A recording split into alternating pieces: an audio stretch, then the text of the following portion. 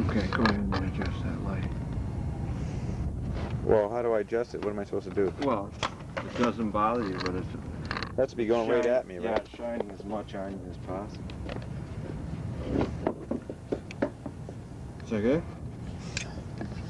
I don't know. How much did I have it before? Did I have it totally up at me? Yeah, that's good. Yeah. I'd say you can do one of those. Get the heat off it too. Yeah.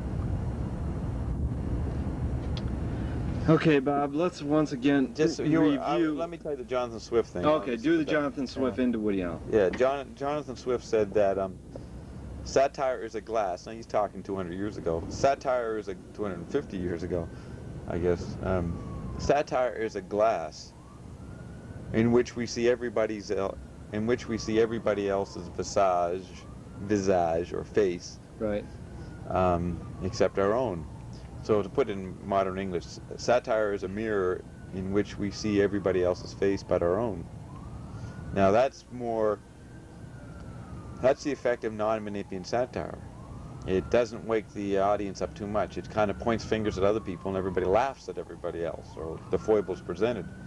So that's like Don Rickles? Yeah.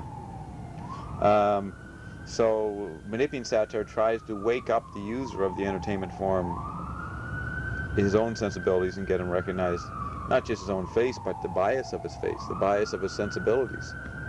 So that's like Woody Allen. Yeah, so no, you would say, is Woody Allen satiric? Is he a Manipian satire? Well, Eric McLuhan, if you follow him, says that Woody Allen is satire in film.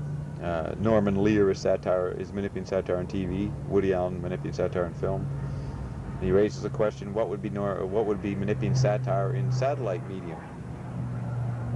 Right? Yeah. That would be me. Solar Theater. Secret Council 10, Solar Government. But so that I haven't begun to really implement it on a massive scale, an obvious scale for people. But so far it would just be by listening to your radio show. Hearing about it, because I've been doing it on the planet, but people don't know it. Ah. You ever see that movie Simon? With Alan Arkin? Well, it was made by the guy who wrote comedy for Johnny Carson or Woody Allen. He wrote Brickman? it, Marshall Brickman. Yeah. Okay. There's a movie. And Alan Arkin stars in it. Is that right? Is he? I haven't seen it in 10 years. Yeah, well, give me the basics. Well, the basic thing was these guys in the 70s, this was made in 1980, say, the premise was it was some lab in the United States that was running an experiment, seeing if they could make the population worship, ridiculous entertainment figures because of the brainwashing they did. I can't remember how they did the brainwashing, but it was a massive corporate MK Ultra program. Yeah. And they would make people worship Michael Jackson or something, or right. or the Osmonds, Yeah. And they mind manipulate them. So, but that's a movie I'd like to see again because it's never listed in TV Guide. I've never noticed it. It's pretty good. But how does that pull into what you're talking about? Well, that's kind of on a content level, kind of presenting media as satirical theater, right? Yeah. Or as a controlled theater, programming the users, programming the people, the populations. Comparing it to your usage of it. Well, mine is massive mixed corporate media programming of the sensibilities of populations and the counter effects and alter effects recausing other effects, right? To quote Finnegan's Wake. So that I'm just reminded. I never had a chance to remember the title of the name of the movie when I was with someone else. And it just suddenly, so I just want to mention, see if you knew of it. Had you seen it? I've seen it. Yeah, I can't remember it, but I have seen it. Good movie to see sometime. Yeah, it would be. So you want to talk about electricity favors tactile space, as opposed to visual space. It does not favor visual space. No, see, visual space is the extension of sight, and sight is uniform, continuous, and fragmented. You extend that via the visual media, alphabetic media of the phonetic alphabet and the printing press, and you have extended socially the fact that the visual sense, sight, is the only one that can operate in isolation from the other senses, in the sense that it can be abstracted out. You can't isolate smell, you can't isolate sound, in the sense you don't have any earlids, right? But you can isolate eyes by your You have eyelids, right? You can close them. Yeah. That's a simple approximation of what I'm talking about. But basically, if you understand that the visual sense is the one that can... Visual sense itself in the body isn't isolated, okay? But when you take the phonetic alphabet and isolate its effects of meaningless signs and meaningless meaningless sounds, meaningless signs for meaningless sounds, that's the beginning of taking things out of context, out of the normal postural, verbal means of communication between humans. So the visual sense is the only one that can be isolated, okay? When we extend because we have eyelids. No, forget that. Oh, okay. Yeah, forget that. Our eyes are not isolated in our body, okay? But it's the only one that's characteristics of being uniform, continuous, and fragmented, that can be mimed by the new media, the new visual biased media, like the alphabet and printing, that can operate and swallow the acoustic and tactile and smell senses. So that's the characteristic of the mime of our visual sense, is the visual space that our visual space technologies create. That's why the phonetic alphabet was able to absorb other languages. You couldn't translate other languages unless you learned them orally and imbibe them. This one could, encyclopedic-wise, absorb other cultures, and that set up the space-dominant cultures, Roman empires, Greek empires. So the short-lived Greek empire. Now the electric sense, the electric part of our body is tactile in our body, in our central nervous system. It interrelates all the senses. When you extend the electric nervous system, which is that interrelating faculty, then you bring the visual matrix created by print back into the interplay of the senses, so it approximates our normal organic bodies. So the electric technology is more organic and like the balanced operation of our senses in our body once it's gone around visual space, and it's prevented the period of hijacking and visual supremacy via print that happens when you extend the visual sense phonetically. That dominance of the visual sense is subsumed back into the electric environment, because the electric environment has all the senses: sight, hearing, movement, smell, okay? So you see how the visual sense has a dominant space, dominant technology when extended, visual space when created, is finally brought back into a resonant organic relationship to all the senses, because the electric sense has been extended technologically and goes around and swallows it, right? See the point? Yeah. So in essence, the electric environment pulls the rug out of the pedestal the visual sense via print was on. The what pulls the rug? The electric environment pulls the pedestal out from the mechanical bride. So that's what the electric... So as a result of the electric sense being extended and creating a more horizontal rather than vertical pyramid, then the social structure becomes naturally decentralized and less centralized, or pyramidal, or hierarchical, or bureaucratic. All right? So visual space as a bureaucratic center-margin structure decentralizes, collapses by the electric environment, which creates and mimes the nature of acoustic space, where when people are talking and everybody's hearing, nobody has an advantage over the position, a monopoly on the information or on the sensory experience. Everybody can hear it, right? As we've said before, when you write or read, you're reading something someone else is not reading at the same time unless they're looking over your shoulder, right? So that spreads out on a horizontal level, in a sense it's democratic and equal, a center, not a center margin structure, but centers everywhere and no margins, because there's no split. Everybody is sharing the same equal sense of acoustic space.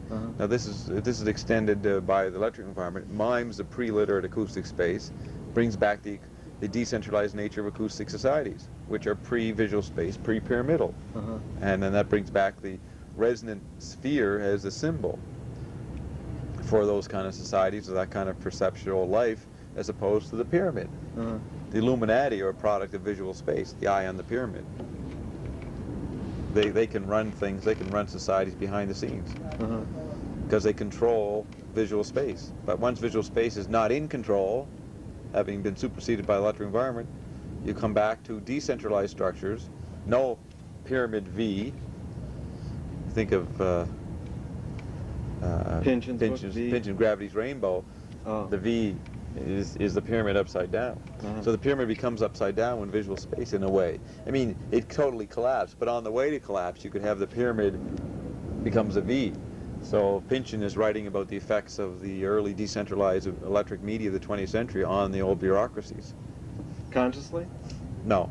No? No. He's just doing it as a sensitive artist. Yeah. The old kind of specialist artist. Picking up the symptoms. He may be conscious of the fact that the pyramid is on its head, turned upside down, but he certainly doesn't point out the causes. And to point out the causes, you would have to write like Finnegan's Wake, because you have to make the reader aware of the hypnotism of the phonetic alphabet. So you got to scramble the letters. Is he the closest to Finnegan's Wake of all? No, Pynchon is... Well, Gravity's Rainbow was talked of as being a modern Finnegan's Wake. No, the closest to who said that? Tim Leary. Jesus, Tim Leary. He talked about McLuhan and Finnegan's Wake a lot, but he didn't talk with perception. Who talked about him? Tim Leary. He often mentioned McLuhan and Finnegan's Wake and Joyce. Right. But he was inside his Gnostic view and his visual radio bias. He had no perceptual understanding. I mean, he projected some perceptions he got from the tactile effect of his drugs he took. All right, and the taking of psychedelics was miming the collective psychedelic effect that electric technology was doing. Yeah. So he was specializing in his own particular anthropomorphic body and mutating it like TV was doing to him and everybody else. So it was more of a specialist temporary airsats anti-environment. And so he could at least see the synesthesia as a result of his psychedelic experiences reflected in Finnegan's Wake, but I think he more conceptualized synesthesia as an ideal state. What was I just going to say about what was it? Oh, one of the major satirists who was close to Finnegan's Wake was Wyndham Lewis. You read his Human Age. He was the first. He was the first writer to take the media en bloc and deal with social conditions of technological environments in an artistic way. Yeah. So the closest to Finnegan's Wake is Wyndham Lewis, and that's why Lewis considers Wyndham Lewis the protagonist in throughout Finnegan's Wake. Why? Who considers? Joyce. Did I say Joyce? Yeah. Well, No, you said Lewis. Yeah, Joyce considers Lewis. This is highlighted in the Ant and the Grasshopper part of Finnegan's Wake. Who Joyce considers? Wyndham Lewis the protagonist because of the reason I just said. Because Lewis was aware of pretty aware of what Joyce was aware. But I'm talking about. Okay, I understand that. Thank you. Marshall McLuhan said that Wyndham Lewis wrote the greatest satires of the 20th century. Okay, so think about that and check it out. Right, but you're saying that Joyce was aware of Wyndham Lewis? Oh yeah, they were colleagues. Right, but I'm asking who would. I was saying maybe is Pynchon's Gravity Rainbow like a contemporary Finnegan's Wake? And then I asked. You said no. Then I says, what would be a contemporary Finnegan's Wake? Well, Marshall McLuhan. He's the only one who wrote the contemporary Finnegan's. That's why he's the greatest poet of the latter half of the 20th century. Nobody else. Nobody else. Most people like Zappa and Pynchon get to the absurd level of life, the futility of setting goals. They satirize the what appears to be the futility and absurdity and meaninglessness of life. And this comes out in his new book, Pynchon's new book, Vineland. It's anticlimactic. It satirizes rising to a crescendo in some great denouement, and it usually just fizzles out. But he's presenting it in the obsolete, ancient form of writing. So it's just a temporary anesthetic for people. It's puny. It's local. It's print culture, which when you're doing real manipulating satire, you're working with all the media and all their effects and all the cultures of the world, not just writing of like Vineland about the United States in the 70s and 80s. Well, I guess it spanned from the it's an update to Gravity's Rainbow. It's about America, say, from the 30s till the 80s, but focusing more on the 60s, 70s, right? And so it's about recent decades translated through a print medium with satirical intent, but more of a halfway between satirizing the pointing fingers, and halfway between pointing fingers and becoming Menippean satire. Mm-hmm. But only on a conceptual level of Menippean satire, like advertising. So basically Pynchon is an ad for the book industry to make sales, to think that there is some real intellectual work going on in the print world. You know what I mean? It's an ad. In the end, Zappa and these guys are a superficial hierarchy thrown in a particular entertainment industry to make like there's progress to be made in these industries. You know what I mean? That's great. I like that. So I think that's very accurate description. Yeah. So they'll hoik up Frank with some kind of status, but he knows that it's just within the industry's ego. Yeah. And that's a way of having awards, or even they don't have to give Frank awards. Everybody knows about him, and he's intelligent in the musical medium, so he's hoiked up as some high standard of musical excellence within the industry, which likes to market the myth of musical excellence to the kids so that they believe they're achieving something in the specialist world of music. You see what I mean? Yeah. So each industry markets their own hierarchy, and this is satirized by advertising, where you watch Frank Zappa on some show, and then on comes an ad saying new improved ivory soap. I mean, these are old cliches of whatever the latest ads are. They don't even use the hot technique. They just show a car, and they show a penis rubbing a dog, and someone dripping water, and then someone drinking a beer and beating up somebody, right? And then a bandage. Okay, this is a satire. Gee, Bob, you could work for a good ad agency. I do work for many ad agencies. That's what you do in the solar government. You do formal advertisements. You work with the language of form. We say we got to have a little more visual space over there. Advertise visual space. Shut off the TV. That's how you advertise on the formal level rather than on the content level. So the ad comes in, offers basically saying we got some good news here. This product will offer excellence or comfort in your life. They're satirizing the fact the music industry was presenting Frank as some kind of virtuous. What is the word? Starling. What's the pinnacle or pinnacle of electric autonomy, independence, and slack. You know what I mean? Mm-hmm. What's that word? I can't think of it. It's some paragon of virtue, paragon of electric autonomy. They do that. I mean, they present Madonna on that level for her targeted audience. For like her boldness, like she'll talk about sex. Is that? Yeah, that. It's all marketed for certain attitudes, psychological attitudes that the kids go through. Bob, could Finnegan's Wake ever be made into a feature film? Yeah. It could? Yeah.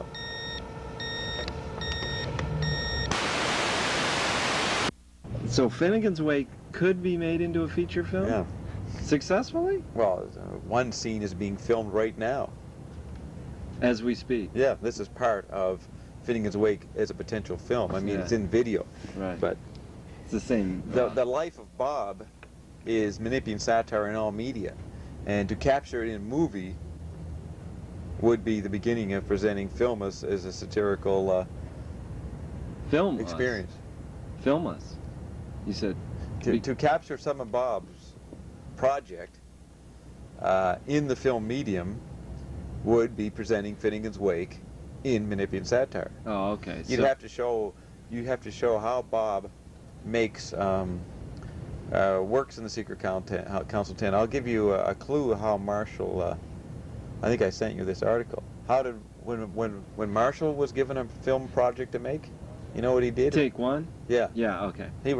There was Marshall attempting to use just film itself to show qualities of Finnegan's Wake or his knowledge in film, the way he would make it to make it a Menippean satire, right? So what did he recommend? He recommended having a projector aimed at a wall and having no film in it and just playing the blank projector and the blank image on the wall. Yeah. And he said the ideal is to modulate the filmic medium, which consists of tactile sense, pictorial sense, or postural sound and sight. To take that and to satirize on it, you have to isolate all the sensory mix of the normal movie medium and just hoik it up as a visual space experience. That's what he was trying to do, and that's how he presented film as a film object. film as a figure via Finnegan's Wake. But film, in my situation, you'd have to talk about making a film showing the effects of film as a medium when it was an invisible ground at the turn of the century, and then what's happened to film today.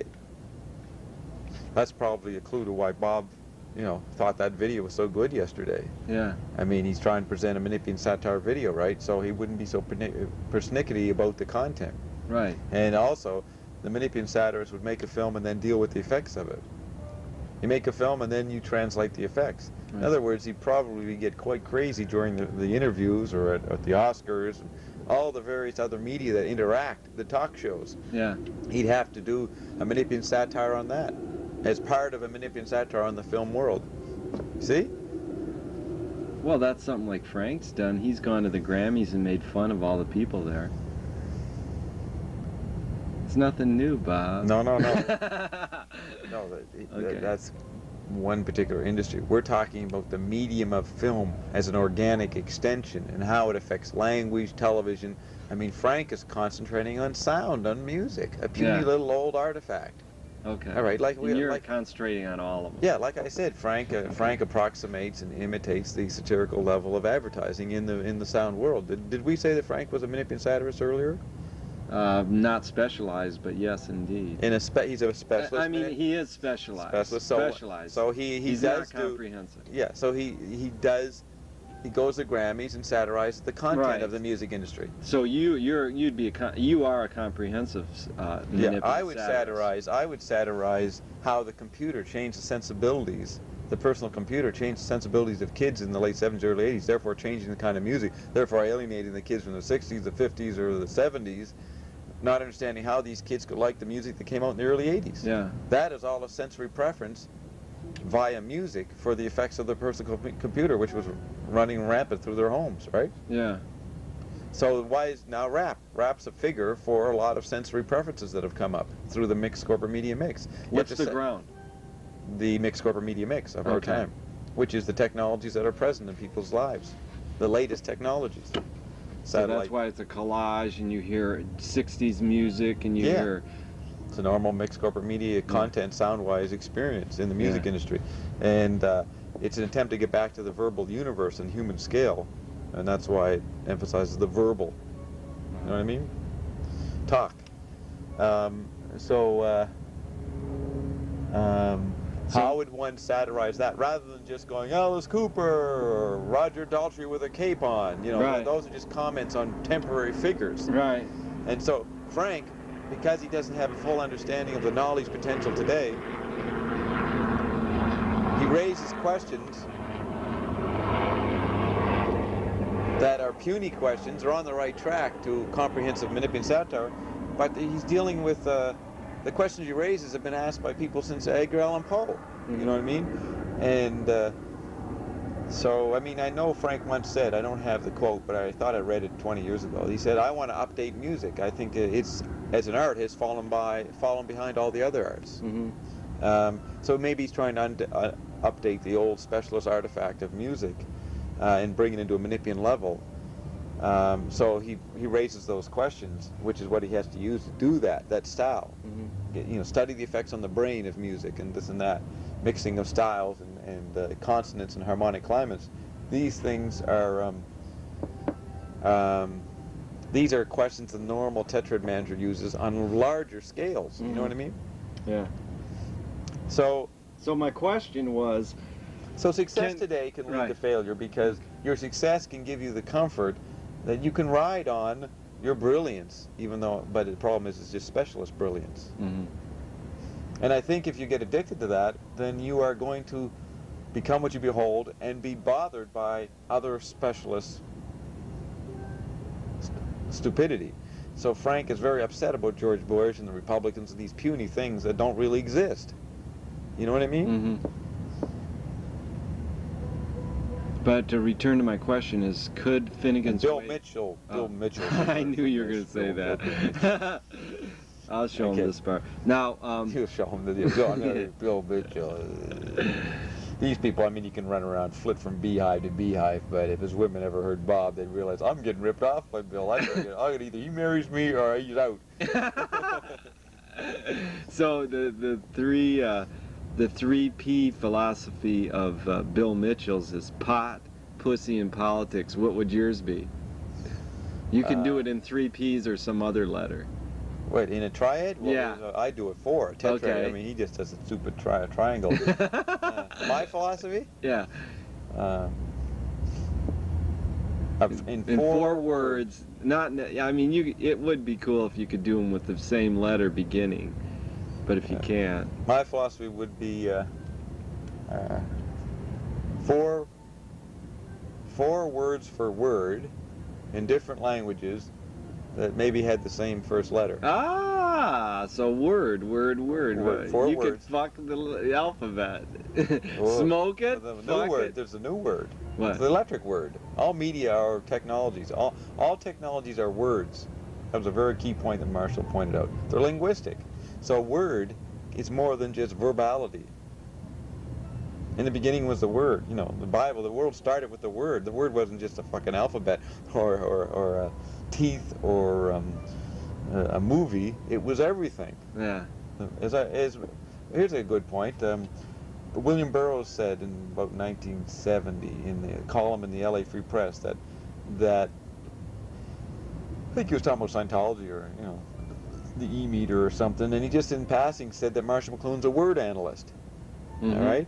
And I in 1975 when I saw him, and I told you I approached him as an agent for the Hand Signals for the Blind. Yes. You know, that whole thing I told you. I brought up this point. I said, what do you think of Burroughs calling you a word analyst? He says, well, that's true if you consider everything, airplanes, steamships, television, all artifacts as content of the word.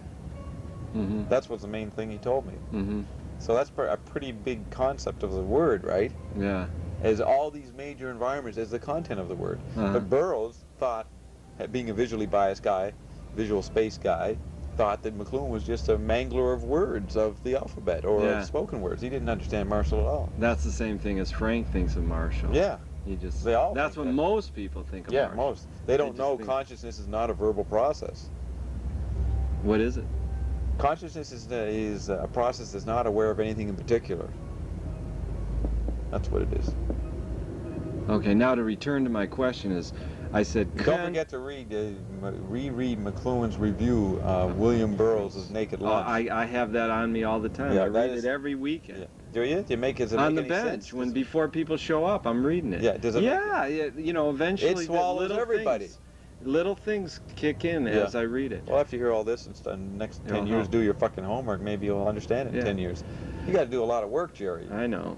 Don't get personal on this tape. This could be reaching millions, and once you start talking about me, I got to edit this part out. We're wasting time. Don't talk no more. This is your third year here. Undergraduate course, 3 years. You're graduated. You're on your own. You got to work out your own fucking thesis now. You're working on your MA and PhD, which requires solitary effort, and therefore, this school ain't going to be here next year. I don't think this school's closing down, do you?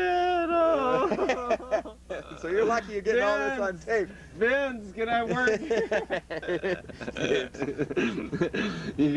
Maybe you can rake leaves. Hey, Bob, what's tactile space? Hey, what are you? Hey. I probably won't even be here, Jerry. You know that's that. Right. That's what I'm talking about. Oh, I see.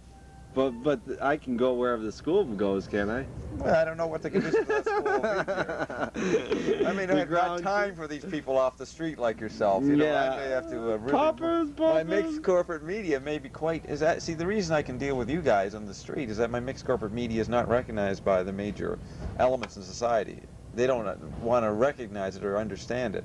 But as they're forced to, then I have to put on and move into those regions, right? And you'll just leave your friends piddly aside? Yeah, I mean, you won't even know my phone number anymore. Oh, God. You'll occasionally see me at an occasional satirical movie or occasional satirical press conference. That's about where you'll get. Oh, remember him? Look at him. I'll have the biggest Bob archives. I'll know his whole history, and then I'll find this box in 44, and it'll go... in 44? Yeah, in box 44, it'll say, Jerry Fielka, Bob's archives. I go, who wrote this? No. They'll say, you'll say that? Yeah. Oh, you'll have the biggest archives, and you'll find yourself in my archive.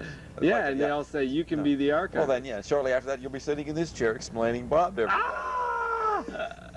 Waiting for your turn to attempt manipulating satire on a solar theater scale. It'll never end. Thank God. But you know, Bob will show up occasionally and surprise the fuck out of you guys. You know, you'll be in some bar in the Bowery on the Street of Forgotten Men. Right? Now increasingly Street of Forgotten Women, right? And you'll be in the bar, and all of a sudden Bob will walk in, and Jerry will suppress his heart attack, and you'll control it and say, Bob! You'll be with Don Beefheart, you know, Beefheart and Steve Vai and the whole bunch of unemployed rejects in the music industry pension home, you know, retired citizens, and they'll go, you'll say, there it is, that's the guy who did the interviews, the greatest interviews, and they'll go, what interviews, Jerry? Remember, and you'll say, remember when you played the metal guitar, remember those things? They'll go, vaguely, yeah. Bob, to return to this question, can Finnegan's Wake be made into a movie? Yeah. And you said just right away, yes. And then you implied that we're making Finnegan's Wake as a movie. Yeah. In other words, this stuff will be used, this operation is a fragment of the movie that I'm making. Yeah. That's been being made. I made it via radio for a while. Right, I understand. No, you don't. How can you make a movie via radio? Well, easily, because I've listened to the radio shows. Actually, under mixed corporate media, synesthetic, confused multiplicity of media conditions, everybody starts interpreting books as TV, TV as a movie, radio as a swim in the park. You know, they mix up, they start hallucinating. Oh, yeah. Yeah. So it's like they go, that movie was like a roller coaster ride. Yeah. So people start mixing up their sensory mixed corporate media patterns. So, as I said, you're watching the movie. Yeah, that's very good. A very good answer, because I always go around saying, Finnegan's Wake would be impossible to make as a movie. And I was going to ask these big hotshot movie directors that when I see them at some seminar and see, could Finnegan's Wake be made as a movie? And you didn't. And you just casually just say, of course, I'm making it. In other words, these guys would go, No, you thought. I mean, Finnegan's Wake is a movie. If you understand that. Right, but that's not the point. That's not the question. No. The question is, see, Finnegan's Wake is all media in the visual in the alphabetic medium, right? Yeah. How do you make all media in the movie medium? Right. That's the question, right? And you're saying you didn't know there was an answer for it, so you thought it couldn't be done. Well, I knew there was an answer, but I thought it would tend to be no, because I probably rephrase the question by saying, can a Finnegan's Wake be made by someone else besides you as an entertainment Hollywood movie? You go to the latest Hollywood convention and you say, so, Mr. Altman, is it possible other than Bob Dobbs to make a... You go, who? Well, we know Bob Dobbs could do it, but could anybody here in the panel make Finnegan's Wake into a movie? And they'd say, well, I don't know who Bob Dobbs is, but we certainly couldn't. We couldn't. And then you say, well, Bob is and did and will. And you say, agree. well, give me his phone number. Right. And you agree with Sorry, that. it's unlisted.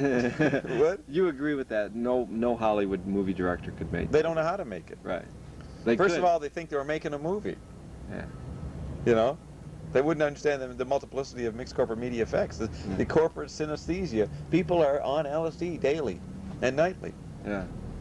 And the media themselves, since they're the only actors on the global theater stage, are hallucinating among themselves. How else could you explain awards for soap opera shows? They actually think they're accomplishing something? and for people to pay for that? Or, you know, for people to spend time watching soap operas? It's perfectly understandable, but if you want to get a little detached, you want to get literate about it, retrieve Gutenberg culture, then you could begin to laugh at people spending their time involved with soap operas. A literate person like Woody Allen never understood how people could watch daily TV. I can understand it. I would if I had time myself, watch soap operas. But we know... To study the effects?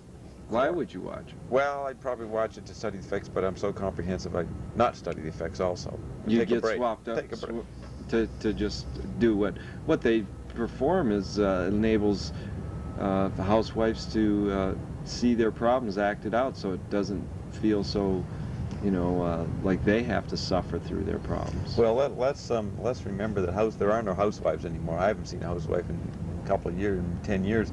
But well, just say the viewer. No, it enables. You know who the major viewers of soap operas are? Who? Prison inmates. Okay. Not housewives, prisoners. Looking for ideas. Looking for ways to... Aren't we all in prison? Not all of us. But if we are in prison, it's the electronic environment? Yep. Yeah, all your sensory life is totally programmed.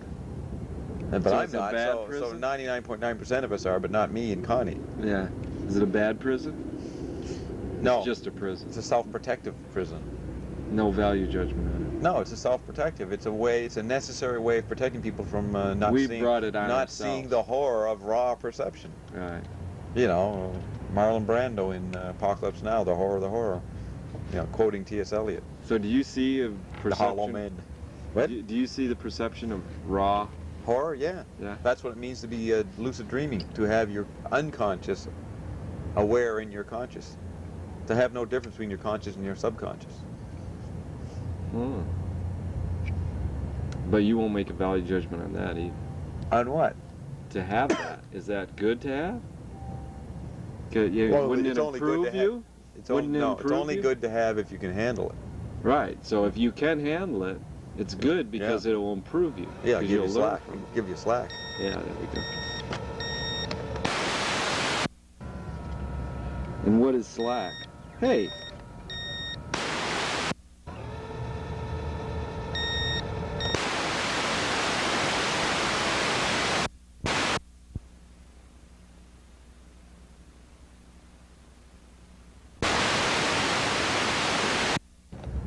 It's at the end of the tape.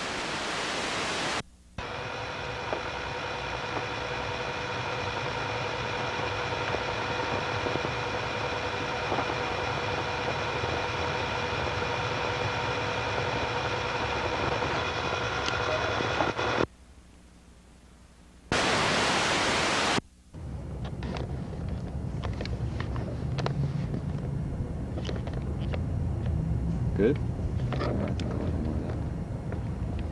I think that's all right.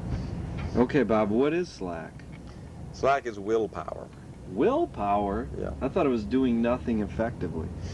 Well, that's Mike's stupid definition. I mean, Whose? That's Mike Dyer's silly definition. What does he know about it? No, that's not his. I told him that. Yeah, well, that's what you both agreed on, and he agreed to it, so it's his too. Oh, Hey, don't put that on my slippers. It's not good? It's no, don't put that there. It's too dirty. The good Bob Put it on your lap, for God's sake. Well, you put pants on. Okay. Okay, so if it's not doing nothing effectively, it's willpower.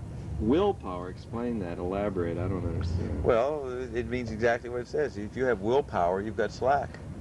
That means you have the power to control your wills. Yeah.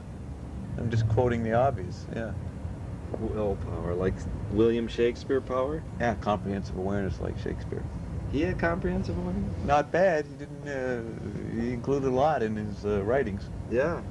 But when you mean willpower, you don't mean Will Shakespeare power. No, that'd be a subsidiary meaning. Yeah.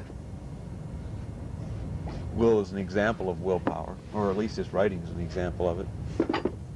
So, yeah. Willpower is the desire. Explain willpower more, though. Desire to do things? Desire to learn? Well, it's a figure-ground relationship. Depends on what culture, what different cultures mean by it.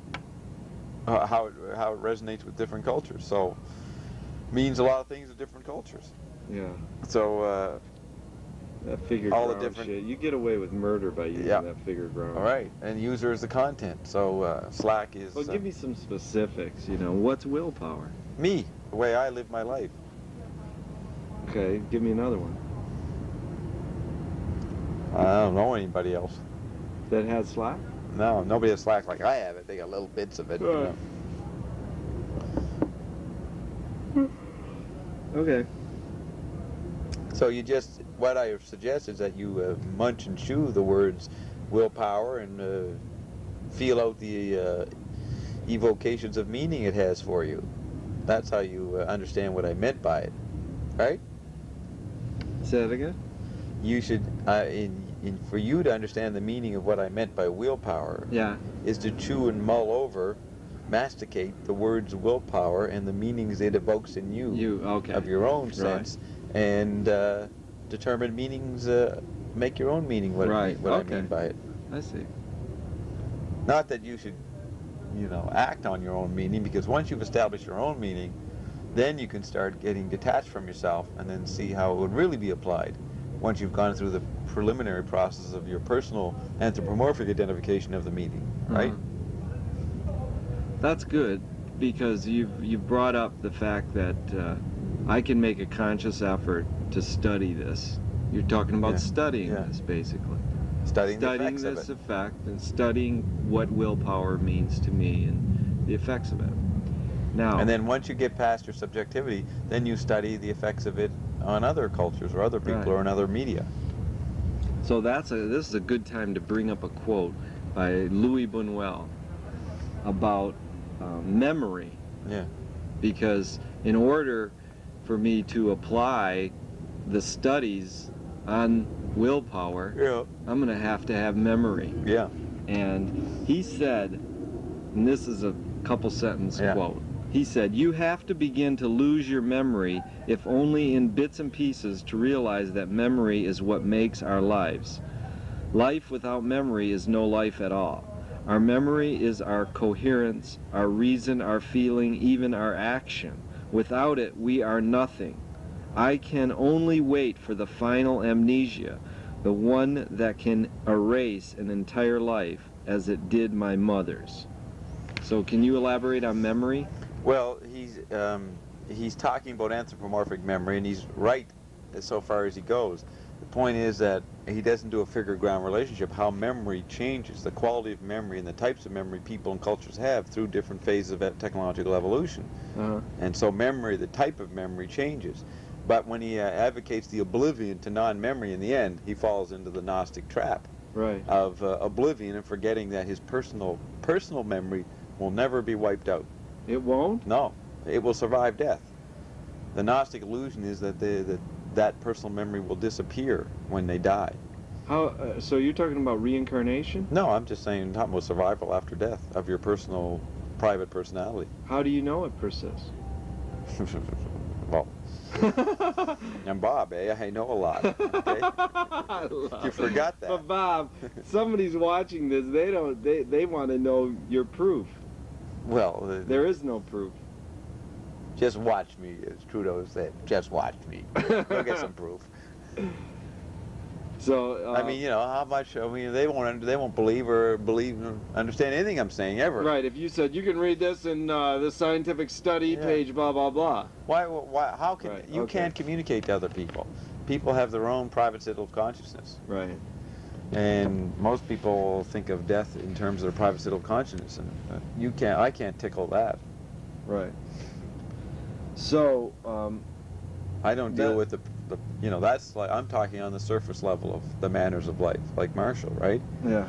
The deepest levels only you can deal with, and you're not going to have any luck in it. So I suggest you follow my way, which is hard to understand. So my way forces you back onto yourself, even though you have no self to fall back onto. Unless you're hip, unless you're a beatnik or something, you know? Yeah. Or a businessman, or maybe a farmer, or a person in a concentration camp. You know, any of those activities are possible to evoke. Four. Yeah, those are the four. Yeah, they're the best at evoking private civil consciousness decision. But can you elaborate more on this memory thing? No, memory. Memory is. You forgot. Memory is look. Memory is mind. Mind is the original anthropomorphic nature. All media are extensions of memory. The memory stores and expedites experience, okay? All media do the same thing.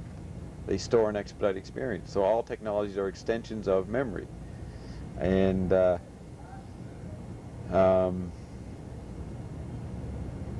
mean, like railway boxcars. They store experience and move it around. Right. Okay? Save time. Create new problems, new situations as an environment.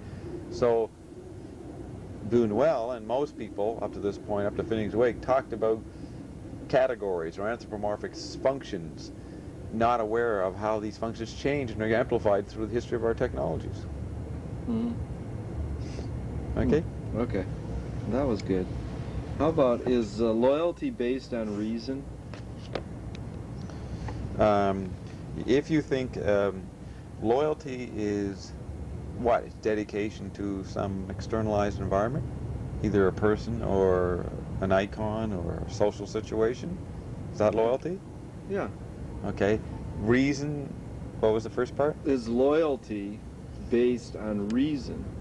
Well, if you think of reason as Western literate man thinks of it as logical, sequential, connected visual space, sensory conditions, then you have a limited view of what reason is. Reason, the real reason, is imagination, which is not embedded in any cultural bias or interpretation of what reason is or what's sensible.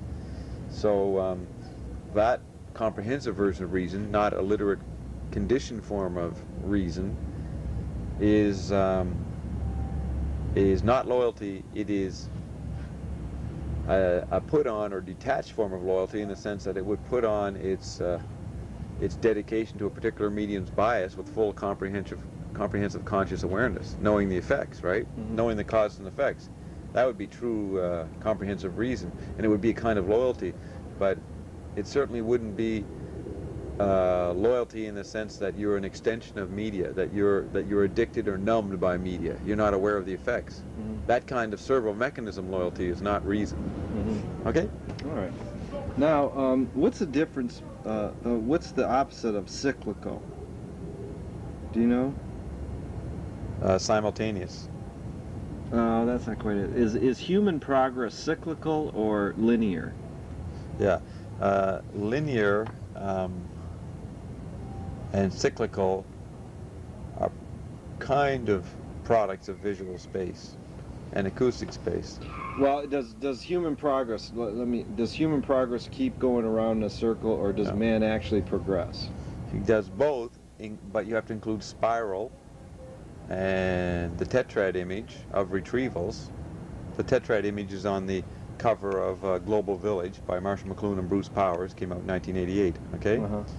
So it's like a complex gyroscopic, or it's a double Mobius strip. Uh-huh. So evolution is a line, a circle, a spiral, and a double Mobius strip. If it's a line or circle, that's like pre-literate cultures are cyclical. They have a sense of the recurrence of the seasons. History repeats itself. Yeah, and they get into a deja vu and belief in reincarnation because they see things are cyclical. That what is born dies and is reborn. What did you just say? What was that last sentence? History repeats itself. Yeah. Is that what well, you're saying? visual space. I mean, pre-literate cultures didn't have history. That's a visual continuum. They had events, but it was they used it as a co-creative sense. They thought they had to rewind the universe seasonally. They had to remake the universe. They had to input into the universe to help make it continue. So they have a very participatory form of relationship to the universe. So that was part and parcel of their cyclical view. The idea of a linear progression, up, down, or whatever, is a result of the alphabet in visual space. Some pre-literate cultures saw the circle or the cyclical as spiral. They developed a spiral. The spiral and the cyclical got diminished once you moved into the linear view of history as a result of the visual space. Okay. Mm-hmm. Now we're post-visual space. It would include pre-literate and literate and post-literate. Mm-hmm. And the image for the post-literate is a double Mobius strip. So the question was: is history cyclical or linear? Well, yeah. Is it? Yeah. Well, my answer is it's those and more. More, and yeah. I included. That's good. Good answer. And the basic, the big thing is a tetrad. History, life is enhanced, it obsolesces, it retrieves, and flips into. That's part of the double Mobius strip, right? Mm-hmm. Okay, why is solitude the new hidden ground? Or is it? Because there's no bonds between people in the old community sense, visual space sense, or acoustic sense. Because we're constantly making new gestures of cognitive sense out of the mixed corporate media hallucination. Because we're constantly trying to make sense, we have no reference point. So nobody can relate to anybody else with any common reference point. You know what I mean? We've moved into a multiple consciousness. So since the matching is diminished, then people are forced to live in their own bubble. That would be solitudinous. See? Yeah.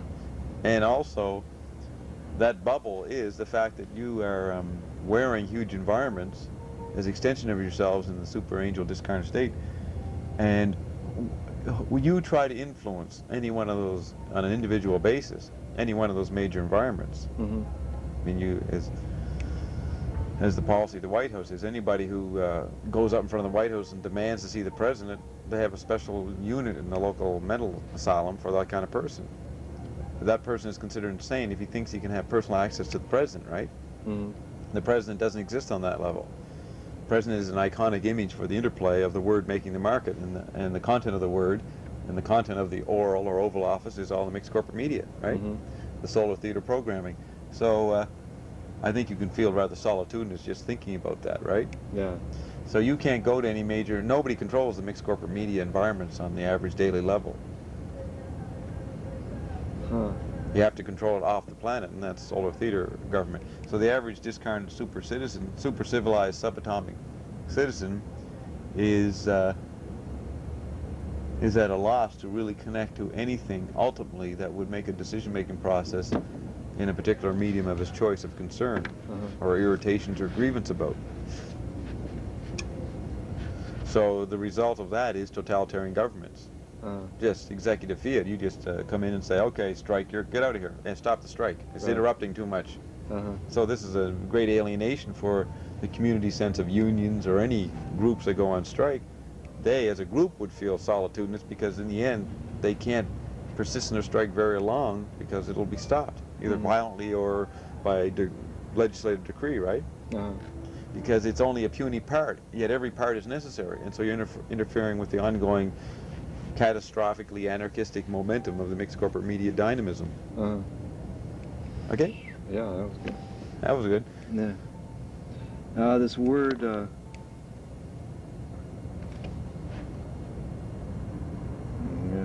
let's get rid of this. What function is pun? What's the function of a pun? Pun is multi-leveled. It makes you aware, wakes you up out of a single plane level of thinking or perceiving. The puns are not popular they're not considered high art in a visually biased single plane society, but they're appreciated in acoustic societies, because acoustic and post-liter societies are multi-leveled, so the pun is a way of communicating multi-leveled, multi-level meanings and media. That's it? That's all you can say about puns? Yeah. Very well, punny. in the beginning wasn't a what? Very punny. Yeah. Well, you know, in Bob's Bible, it doesn't begin, in the beginning was a word. It says, and the word was God. You know, in the beginning was the word, and the word was God. In Bob's Bible, it's in the beginning was the word, and the word was a pun. Ah. Yeah. That's good. Yeah. Is that original? Yeah. Okay, this word motley, M-O-T-L-E-Y, what is that? Motley is like a clown mosaic of clothing. Is it? So disheveled. So in your column, the McLuhan Dialogues, you talked about the international motley? Yeah. I don't understand That's that. youth culture. Okay. And it's even, I mean, you know, international motley is the typical condition of the young person since the 50s of being alienated because he lives a situation of growing up absurd between two historical technologies, the mechanical legacy and the new electric environment. He's caught between two worlds, one powerless to die, one refusing to die, and the other powerless to be born, right? So in that tension creates a sense of alienation from any particular loyalty to any particular culture or community or medium. So this alienated state is manifested by visual punning and collage, which is the normal hip dress, even exaggerated even more so in the 80s. With orange hair, wear your underwear outside, wear black shoes, have a mini skirt on, and then have a lumber jacket on, right? Something like that. Wear your socks outside your pants. Yeah, all kinds of. You see, the kids are more extravagant than they were in the '60s, than the GTOs. The GTOs were extravagant, but they stayed within the mode of decorousness. Right. You know what I mean? They kind of were. But it's all tribal. Retrieval.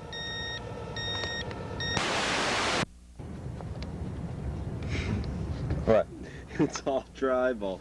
No, in the sense, decorative. I mean, the tribal cultures were very more colorful than the literate phases of history.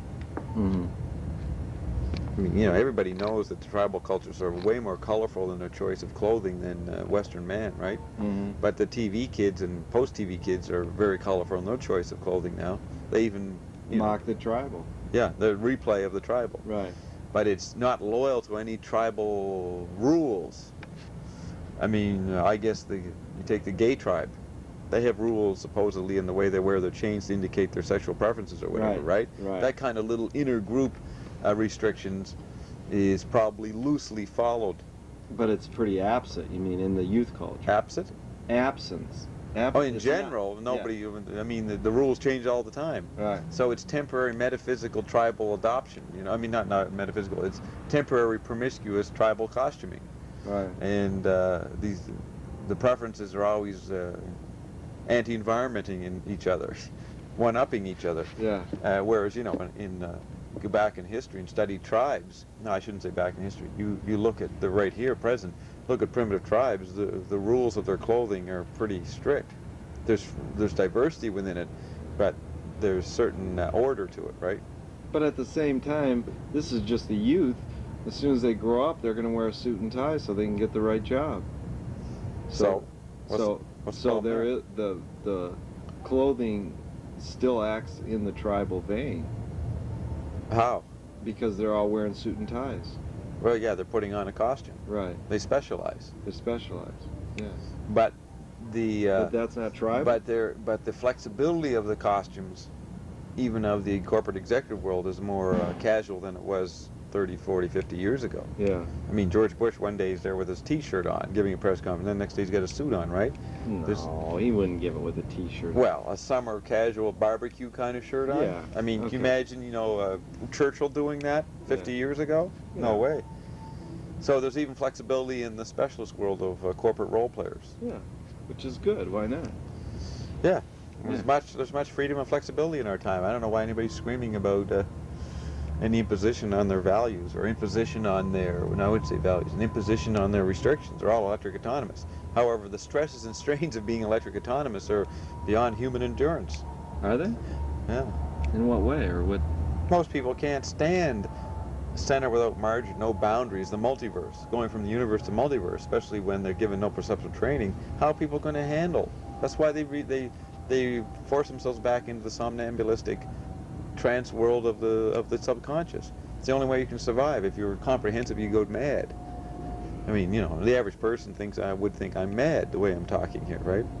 So that's why we advocate media ecology. We got to give people a break. You got to turn off the electric explosive pressure so that especially young kids can have a chance to develop an identity in the old modes for a while. Anyways, I mean, that's why kids more and more kill themselves. Mm-hmm.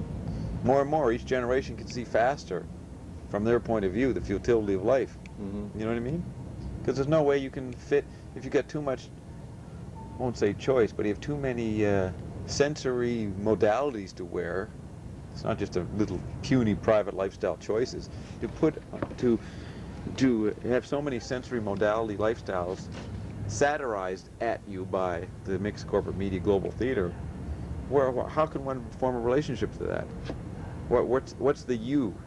As a matter of fact, suicide becomes the last chance of the ego to assert itself. You know what I mean? Yeah. The last act of narcissist is suicide. So, can you make a value judgment on suicide that's good or bad? Not under these conditions. I mean, you know, I can understand why people would kill themselves. It's pitiful, but it's forlorn. It's a tragedy, but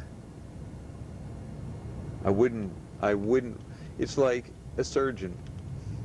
When he has to deal with a car accident, he can't think about whether the person was right or not in the action that led to the car accident. You have to deal with the victim and help them.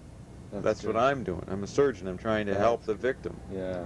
You know, I haven't got time to deal with whether the choices made or the personal decisions were moral or not when you're, you know, doing heart surgery. Right.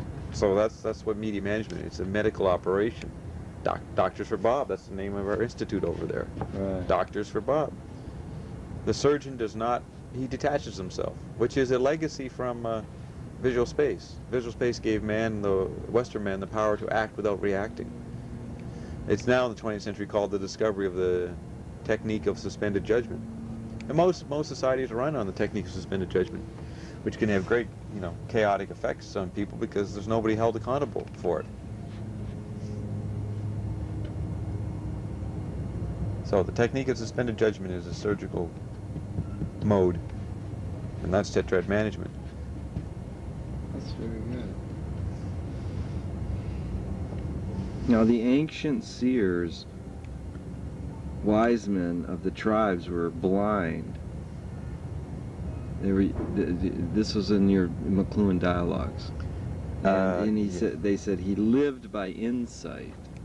Then talk about the gap creating interface on friction and metamorphosis. And then touch is Orphic, O-R-P-H-I-C. Could elaborate on that? Yeah, the first thing, what was the first point? First point was the gap creates... No, before that. There was one before Oh, that. the ancient seer, yeah, which is like the wise man of the tribe, was blind usually. Well, what was... you see, Nelson and then is... he lived by insight. Yeah, Nelson is just okay. stirring the surface there. He's not explaining in detail. He's just sort of throwing a fragment explain in detail? But as we moved into visual space from Homer on, therefore the acoustic bias would assume archetypal intensity, right? So the wise shaman tradition would, in a general mythic sense... What's wise shaman? What do you mean? You said the wise shaman. The wise shaman? Oh, the wise. Yeah. Okay. Yeah, the wise shaman tradition, or the shamanic tradition, which is based on tactile and acoustic expertise. As the visual space started to take over from Homer on, the societies would become nostalgic for the old form of wisdom, okay?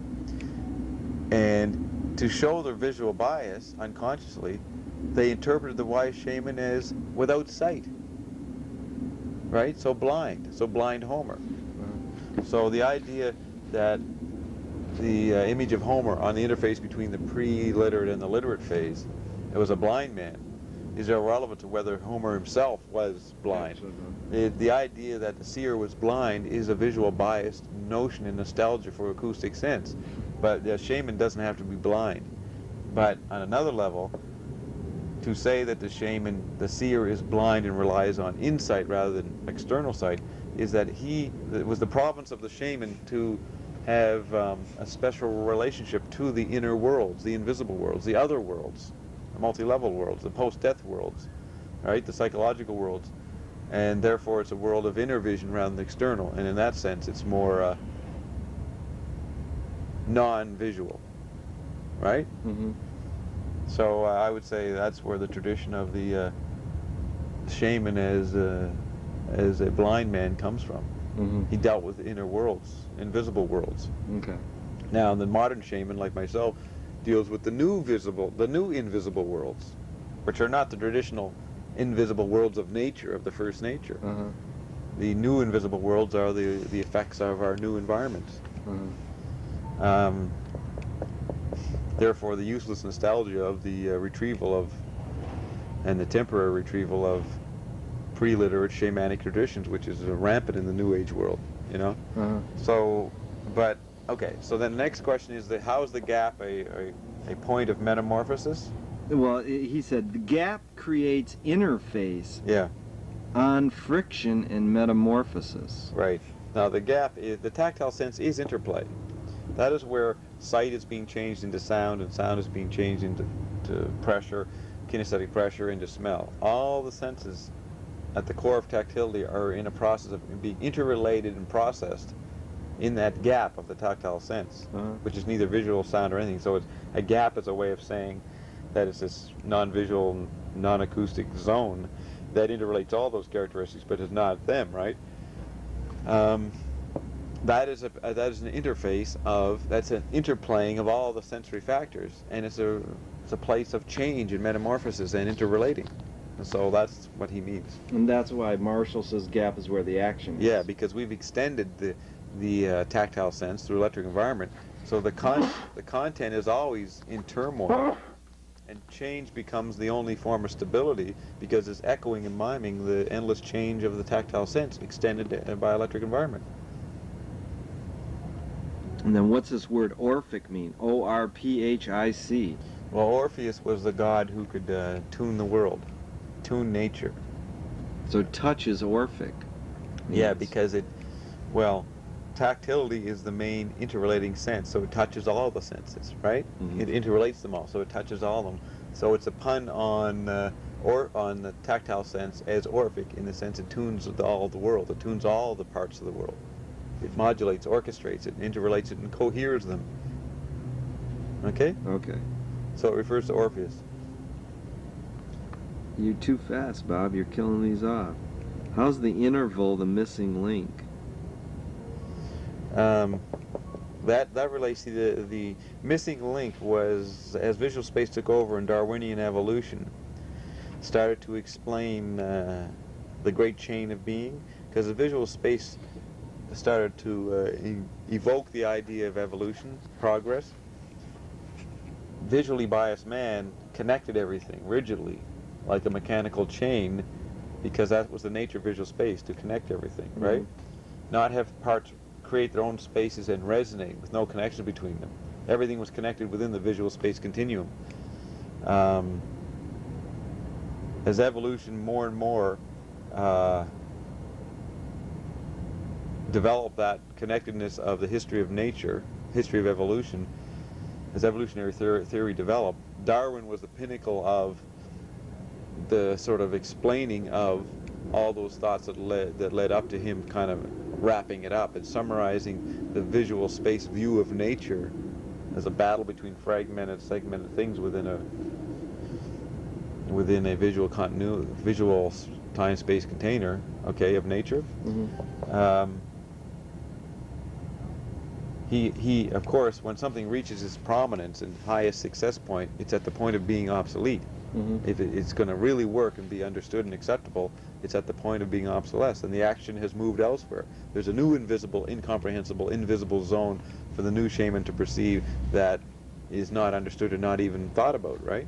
So when Darwin shows up in the middle of the 19th century, right, when he's wrapping up the great panorama and vista of visual space and explaining the meaning of the great chain, interconnected chain of being, the hidden environment was the electric environment, which was picked up by the symbolists like Baudelaire, who realized that acoustic space was not connected. So the great chain of being was being melted away into a new situation where every being creates its own space in the electric decentralized world, right?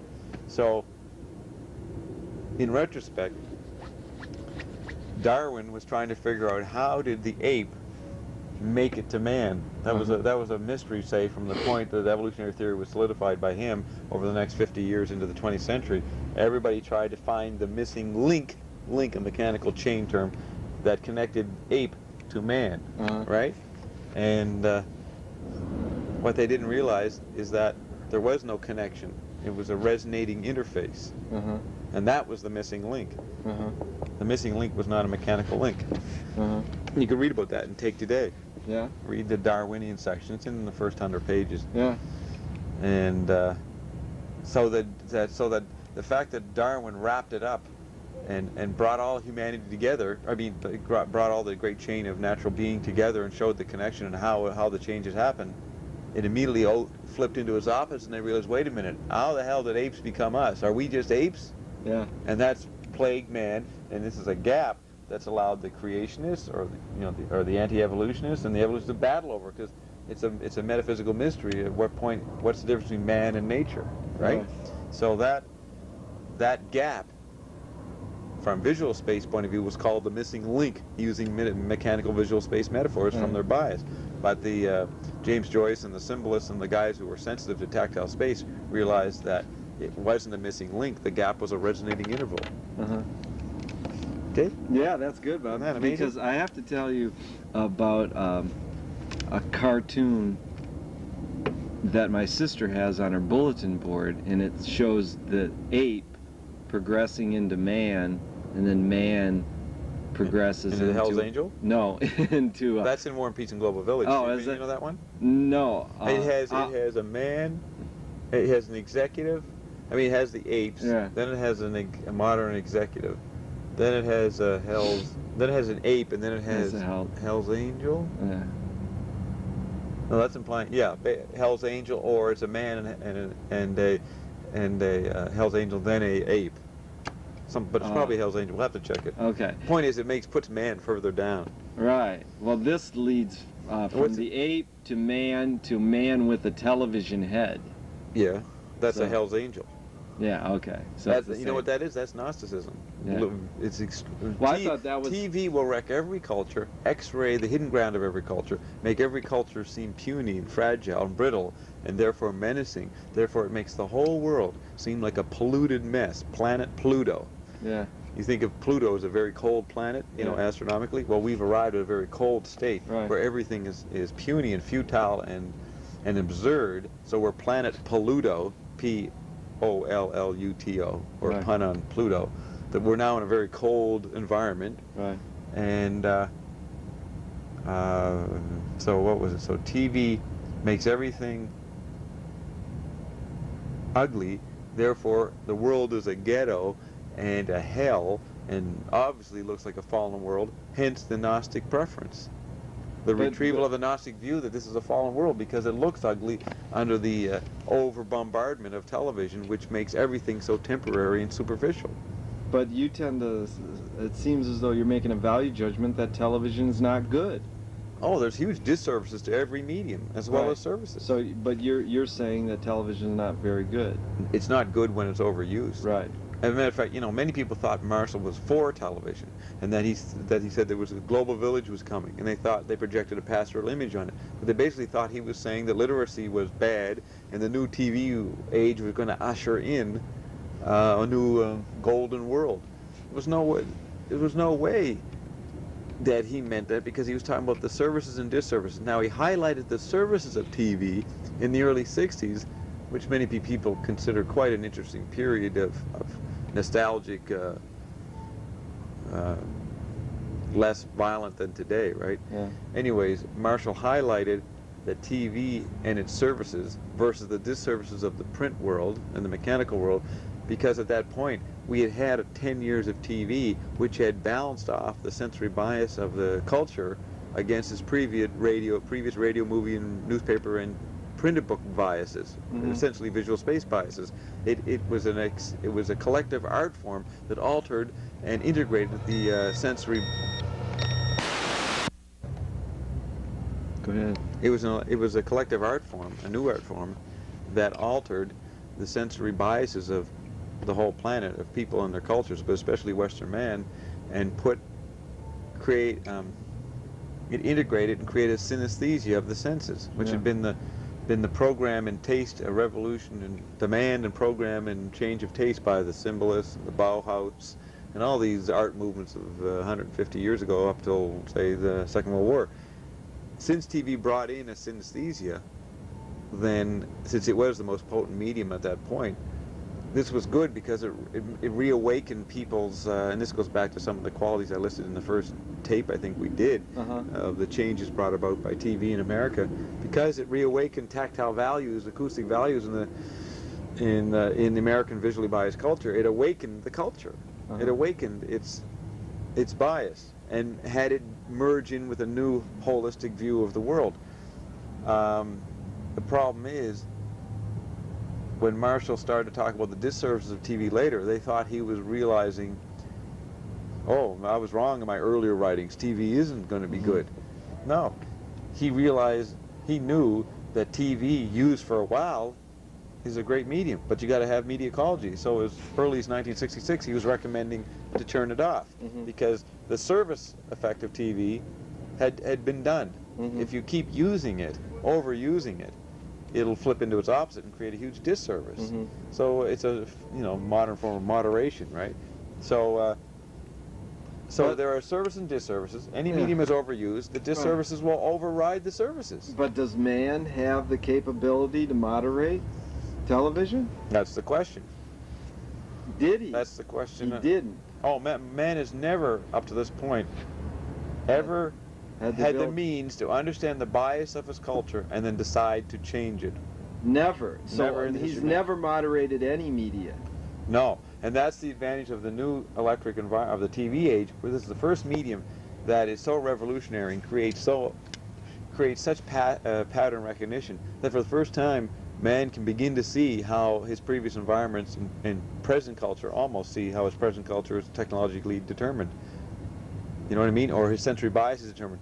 We due to the turnover of information leading to pattern recognition, we're now on the edge, which I think is where we are right now. Marshall wrote about this in the 1560s. We're right now where people are demanding, and there's a general consensus going to ecology. It's a horseless carriage situation, their idea of ecology. But there is a general pattern recognition, therefore allowing... Save the planet movement? Save the planet, a collective consensus that we now, is the first time... For example, the Gulf War. The first time an aggressor went to war and had no allies. That's a new situation in the history of war. Yeah. So, because there was a general consensus that this was a ridiculous operation. Now, that's how it was perceived through the information environment. The particulars of why the Gulf War happened are another matter, or a punier matter. But the way the world perceives it through television and satellite is the general effect on the whole world population. So, what was I saying? So, the idea that we want to save the planet is the first time we're beginning to dimly perceive and experience collective consciousness, which is mentioned on one of the first pages of Marshall's book, is that we're near the extension of consciousness itself. We're almost at the point of simulation of consciousness, and that comes through pattern recognition. We see so many patterns, we become so intelligent, so aware of the resonating aspects of our culture and the technologies in it, that we begin to agree. And that is beginning to see the hidden ground of cultures. Now, the real hidden ground of electric age, is you can have too much pattern recognition. Can you? Well, in the sense that people don't see that television and the modern electric environments of the mixed corporate services are creating this condition of collective consciousness. That is a condition. That's a bias. You know what I mean? Yeah. And if you don't know that TV is making you see the inadequacy of every previous environment, inadequacies of previous environments, then you're not seeing the total present and the hidden cause that's making you see it. You know what I mean? Yeah. But how could man determine, or could man have determined how much television to take and then turn it off? I mean, now you say you got to turn it off. I mean, you're doing it on your own personal basis. No, I'm doing it collectively. I'm the one who broke into that silent sea. I'm the one who's aware of the disservice of over pattern recognition, or of watching too much TV. No. Okay. It's not watching TV. Being on the think electric environment. It's movies. I mean, it's radio, telephone, computers, satellites. There's a lot of them. Right. Electric lighting. Right. What were we just saying? So, I'm the only one who's aware of the reason why people think they're getting real smart. They're on a new drug that makes them think they're smart. I'm seeing the artificiality of their intelligence. But in long terms, general, slow, culture-like positions, well, that's all right that they're starting to see some things, They're seeing more than they did before, but they need me for the pep talks every now and then to get them to catch up to what I see. Yeah. Which is the silent sea we've broken into. But you didn't answer my question. You say turn off the television. Temporarily. Right. Can you define that a little? Temporarily? How long?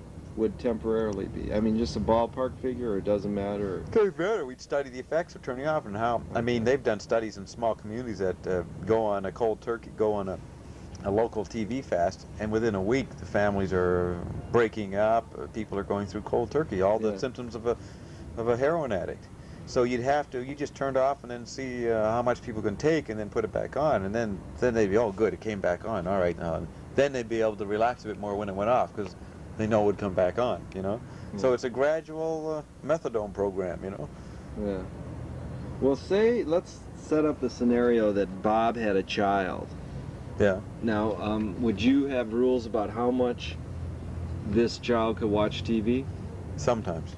Sometimes you'd have rules? Figure ground relationship. And sometimes you would just let him determine himself. Yeah, you can't be rigid. You gotta be flexible. Yeah. So raising your child, flexibility is important. Yeah. Now, you talked about childhood in the McLuhan Dialogues column. Some about creating behavior, whether you like it or not.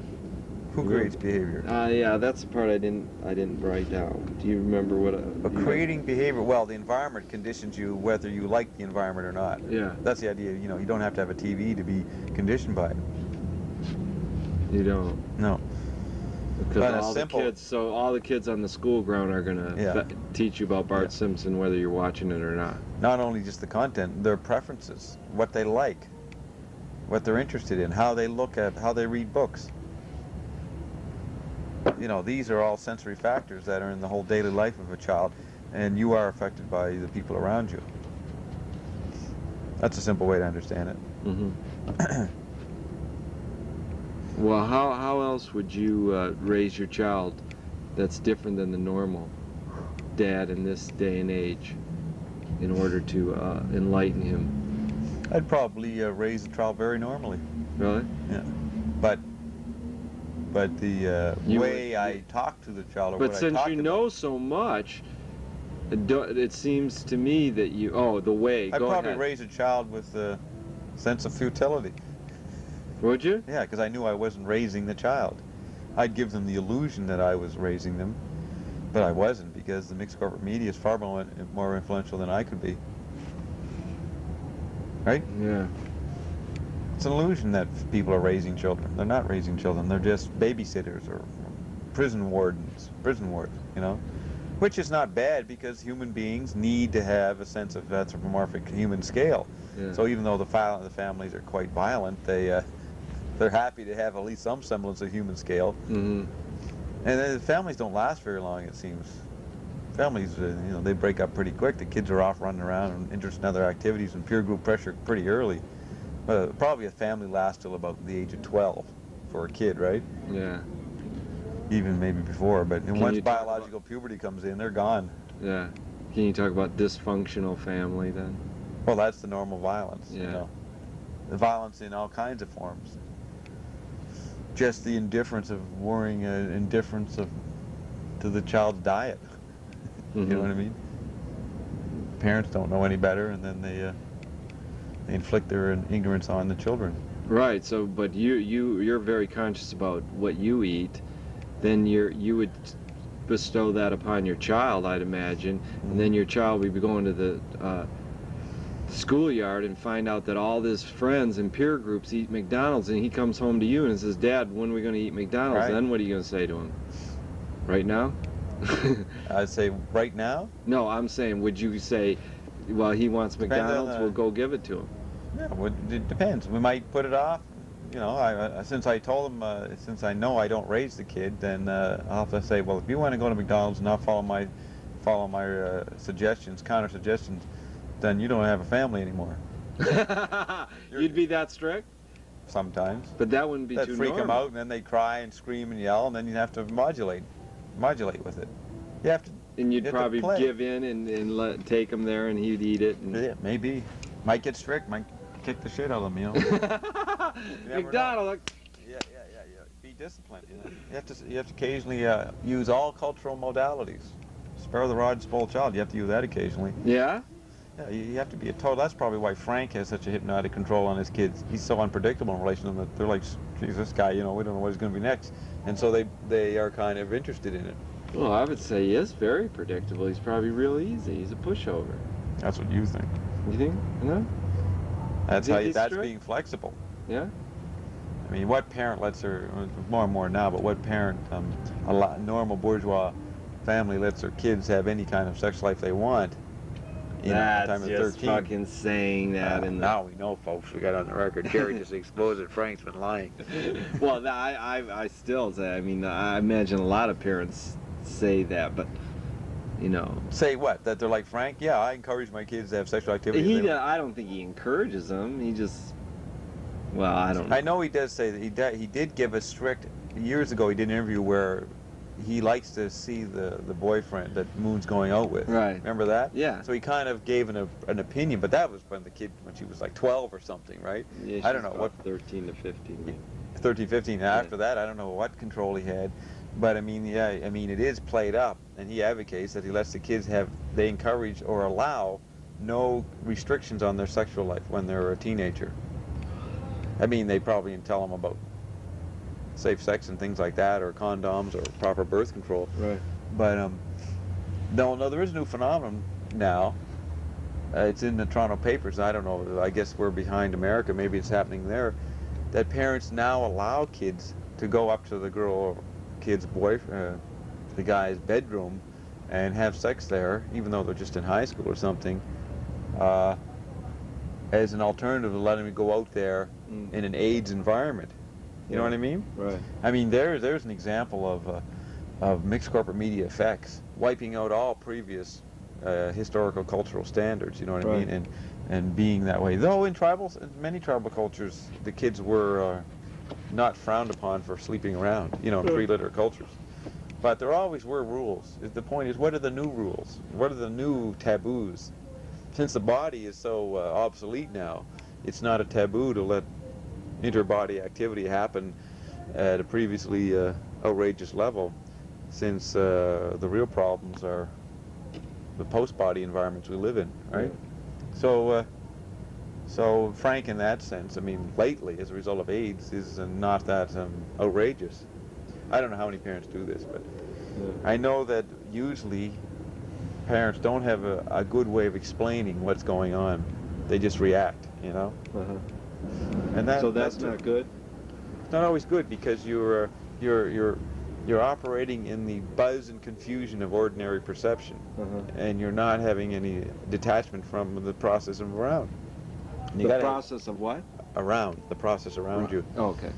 So you gotta point out to the kids that their goal is to strive toward the state of imagination, which is not being embedded in any sensory activity and its extensions. That's imagination. That creates flexibility of sensory life.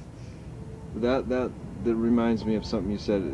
That imagination's good, but you said dreaming is the ultimate creative state. No, everybody's an artist every night. If you want to put an ideal on artistic activity, everybody is super creative when they're asleep, when they're dreaming. So everybody is equalized. If you want to call that creativity. But spontaneity, subjective inventiveness, these are all manifest every night in people's dreams, so they're all pretty creative. Everybody is. In sleep. In sleep. But people are one. They have one language. They are one when they are asleep. That's good. Now, but how do you, let's bring it out of sleep and use that term imaginative. You're encouraging your kid to be imaginative. Yeah, that means develop flexibility in relation to his body and its extensions. And that means understanding the structure of things. So that requires... Oh, so it's not just imagination in the arts, like... No, that's a visual. That is the idealized version of the effective visual space, highlighting the rational, in quotes, part of the mind. Story, or writing and creating private specialized activities for people, like music. I mean, the idea that people would sit around and listen to sound in chairs, 100 years ago, would only come out of a visually biased society. People didn't listen to that. Music permeated medieval life and previous pre-literate culture life all the time. Just total noise all the time, right? wasn't something that was isolated and you'd go and do it as a special experience, use your ears as a special experience. You would only do it in a visually biased society because you were numbed visually, so you need release from the visual space, so you'd want to heighten up the ear, right? That's in a fragmented society. But how many years ago you how many years ago? No, but how many years ago you were saying sitting in a chair they wouldn't listen to music? You said 100 years ago? Well, 100 years ago, people sat, symphony orchestras, the traditional Western man's classical music tradition, symphony orchestras, started 200 years ago, say, 300 years ago. That whole point, that period of cultural flowering in Western societies of sitting in chairs and listening to music. But before that, they were sitting around a campfire and listening to it. And singing and dancing. And participating. You're saying church bells going on day in, day out. And everything you're saying as opposed to participating in it. Just to listen. Well, not putting any particular value to it. I mean, it's just a temporary, like a cup of coffee. It's fun, but to put great spiritual and aesthetic values in the experience of hearing is what visual space created. And then we've returned to that almost. Returned to what? To having music almost a ritual where you... Yeah, it's just normally part. We live musically now. Yeah. We live totally music. Yeah. I mean, everything is, all the interactions of the mixed corporate media mime the process of music. It's all music. Yeah. That's the great subplot of our time. Media or music. Media-zac. So, wait. Andy? Huh? What time is it? No, I got it. This much is good. more? No, not much more. This is just leading into. Now, you talked about childhood. That was good. This society doesn't treat older people very well. Do you agree with me, or what do you think of? I mean, we can sum it up because we've studied all. We went from the child. Now let's flip into the opposite, the old person. Why doesn't our society have respect for old people? You look at some of these societies, like I think it's Japan or China, and they respect older people. And they, like, if your parents are kept in your house as the child and you take care of it. In this day and age, older people are shoved aside. My grandmother is recently hurt herself, and she's put in an old, a foster home where she's being nursed, and my mother and her sister are going through the the dilemma of your mother and her sister are going through, not the dilemma, but they have to deal with the mother. How the deal, one of them has to take her on, and I've gone and visited my grandmother. How old is she? I don't know. 80? Probably 80. But she hurt her hip or something? Yeah, she hurt her hip in the late 80s, I would say, because my mother's in her 60s. So she's put in a home to be taken care of. To be taken care of, and it's sort of like a temporary thing until she's going to be able to get up and move around. What are they going to do? Yeah. So, well, she's lived on her own for a while, and so I've visited her there, and you see all these old people laying around on these wheelchairs, and one of them's yelling, "Help me! Help me!" And it's like, some of them are great. They have a good attitude. One of them's saying, "Oh, let tomorrow take care of itself." So it's mixed.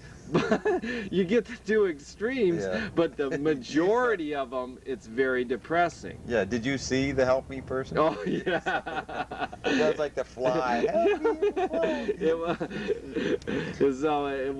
it really, and it was like, I went there 3 times. Hey, Bob. There you are. Yeah, well, yes, Jerry. Old people. Yeah, who wants to talk about old people? Look at me. I'm young. I'm relevant. You were born in 22. Yeah, I got potential. Like I'm a young person with potential. I mean, who wants the garbage heap? You handled the children thing very well because you talked as though you would be a good father, and you talked about. Okay, now what were you saying? Yeah, okay, now about old people. What's the question? Well, the question is basically, why are they being ignored? Well, you can talk about why they're being ignored, how we can handle it, if we can raise a consciousness to show people that they should be respected more. Are we able to respect our older people more, and should that sort of. Well, first of all, I imagine the horrible image of old people is that they're irrelevant because they get fossilized and they represent a vast scale of human experience, which is totally irrelevant today for tetrad management, then old people and the traditional role like the Japanese have is respect for the elders' wisdom. Human scale or anthropomorphic wisdom is so obsolete today that this is expressed by the fact that, hey, the longer you live, the more experience they have, and the more wiser you get. You're getting really out of touch as you get wiser. Okay.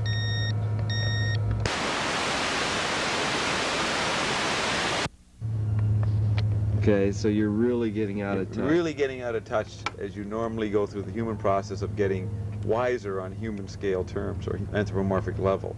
You're getting wise to the general motives and patterns of human life. As you develop more and more awareness of that kind of pattern recognition as you get older, you're becoming a danger to society.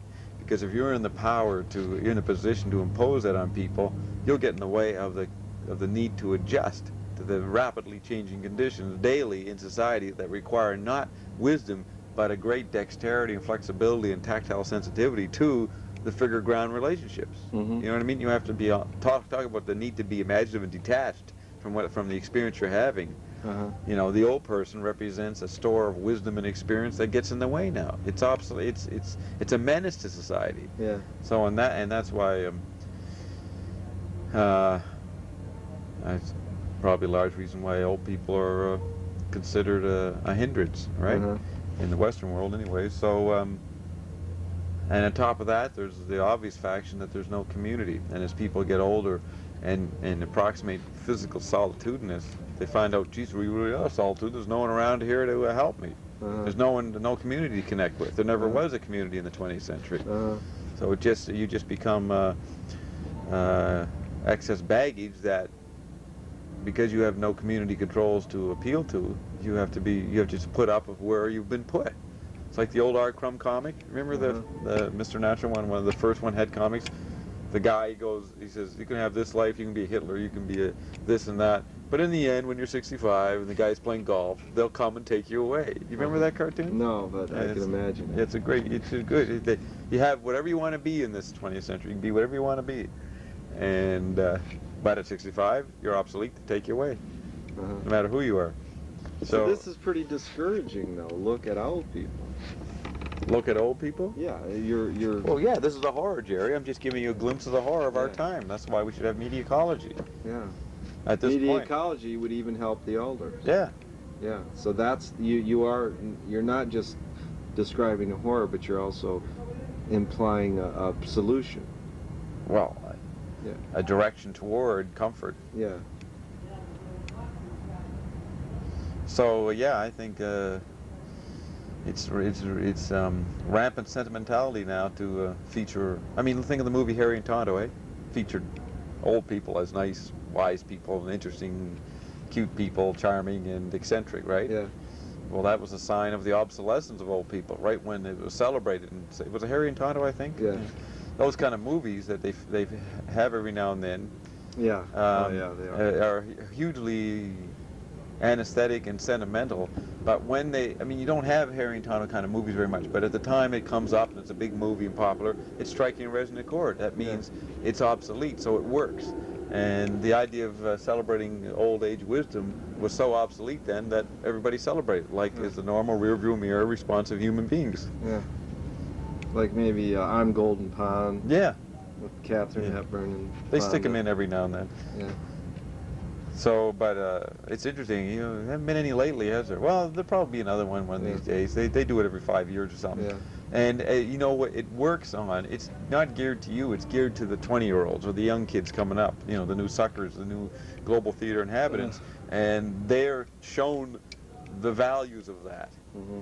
But the kids are generally would respond to it in a normal human way, but they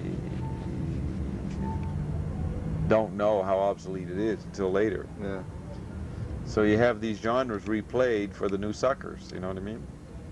I mean, you could look at the kind of movies and styles that happened 40 years ago, they replay the cycles. Yeah. But there is the changes ongoing in society, so that nowadays, maybe in 5 years they won't do that because no kids even know what old people are. Yeah. Or because the electric environment makes everybody all one, there are no, like the Simpsons, there are no old people in that family. They're all the same age. There's just a bunch of kids running around electrified. Very good, yeah. And so in that sense, nobody would understand a goal or a separation for me and you as in terms of age. Right. So, as you know, older people walk around and dress like kids more and more now. They get their sneakers on, they dress like kids. Right. Yeah. Okay, maybe in summary you can talk about... how much time we've been doing it? I don't know. 2 hours? Don't know. Yeah. You got a good... shit. Yeah. We got about 20 minutes. Yeah. Spend 20 minutes on this question easily. But the... no, if you're tired, we just... so, you know, these are just normal human scale inconveniences that your mother has to put up with. Oh, yeah, right. I mean, it's when you have those kind of problems, you realize, you begin to perceive society, what's really going on. Exactly. And how the horror of it. It happens to everybody. They have to decide how they're going to treat their parents. Right, and you know what? And they're lucky they're all these homes that'll take care of them. Right. Well, it's very expensive. The homes. Right. So it's not. Okay, but there is a question I could ask you before. But that's part of the homes are like the welfare state. We're all on welfare. Yeah. Okay. I can It's see just that. the later stage of welfare. Yeah. Okay. But someone's got to pay it. A lot of old people don't have no money. Well, that's the problem. The electric environment is evaporating money, and we don't have means to pay it. We don't have the means of translating the old money world into the new electric wealth world. So we think we have no money. They're going to have to, I mean, you know, the Tory party here, Conservative Party, is recommending guaranteed income. Now, these are conservatives, but that's how far gone it is. They're recommending what was called a leftist radical thing in the 60s, right? Which is really just sort of admitting we're a welfare state and we have to be that because nobody can, we've got other situations. Money is a guaranteed environment. Yeah. It's like oxygen. You know, you don't fight over it and who has and who doesn't have it. It's a medium that has to be given to everybody as a ticket. You know? Yeah. Because if you worry about it, it gets in the way of dealing with the real problems. Yeah, so well, I'm a black, Jewish, lesbian, welfare state person anyway. Frank. So I am. Frank. Yeah. You know Frank? Frank. P-H-R-A-N-K-E.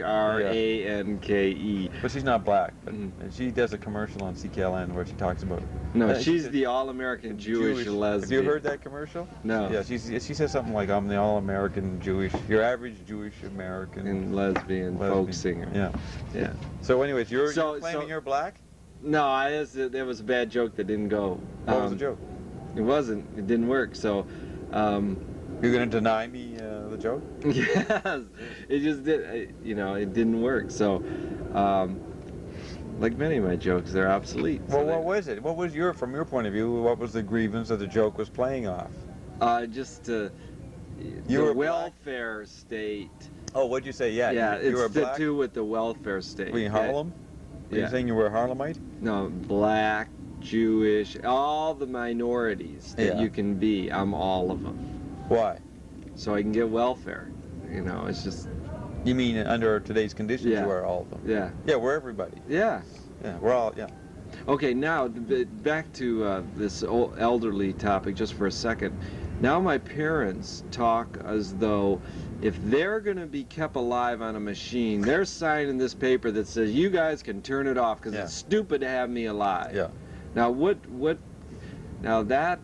to me is a little scary because, you know, they're making a decision before they get to this point, and it's because they figure they won't be able to have decision-making Did they abilities. Did they? I don't know, probably. They're real, and they're even like, you know, pro having these suicide pact, like so that if you're gonna just be, you know, paying gobs of money to keep me alive as a vegetable, then you shouldn't do that. Right. So, can you talk about that, or give me your thoughts on that? Those are your personal decisions that interact with the crowd. That's always the problem. That's going to be an endless debate. The problem is you've got the right, the conservatives who are against the euthanasia movement. Maybe the progressives are for it. these kind of questions, these are endlessly argued over, and I always recommend that if we were really going to try to understand, we implement one view for 5 years. We have no abortion for 10 years, right? Yeah. And that's the way we got to follow it, and we study the effects of that. Yeah. Then at the end of 10 years, we arbitrarily just switch it over. Anybody can have an abortion, no problem, right? Yeah. For 10 years. And then over a span of time, we can see what the effects are and then maybe make a choice. Yeah. But the problem is that people are asking the government to impose a center margin, a centralized bureaucratic decision that everybody applies. So everybody's arguing over which is the right move. Yeah. Meanwhile, the society is falling apart. There's no real centralist pressures. Everybody's decentralized. So eventually you'll get America fragmenting into states where if you want to live in a world where you cannot commit euthanasia, you go to Utah or someplace, right? Yeah. So it's like creating little spaceships. Yeah. And so that, since people won't be able to implement in the electric confusion, the electric confusion state, they won't be able to really implement any particular decision over a vast number of people because there'll be too much resentment and underground response to it. I said, what was I saying? Since you can't do that, then the battle will always be going on. Yeah. Oh no, I wasn't what I was going to say. And you're left to make your own decision, decide how to do it. So, and you're also autonomous. You can make decisions and nobody will know.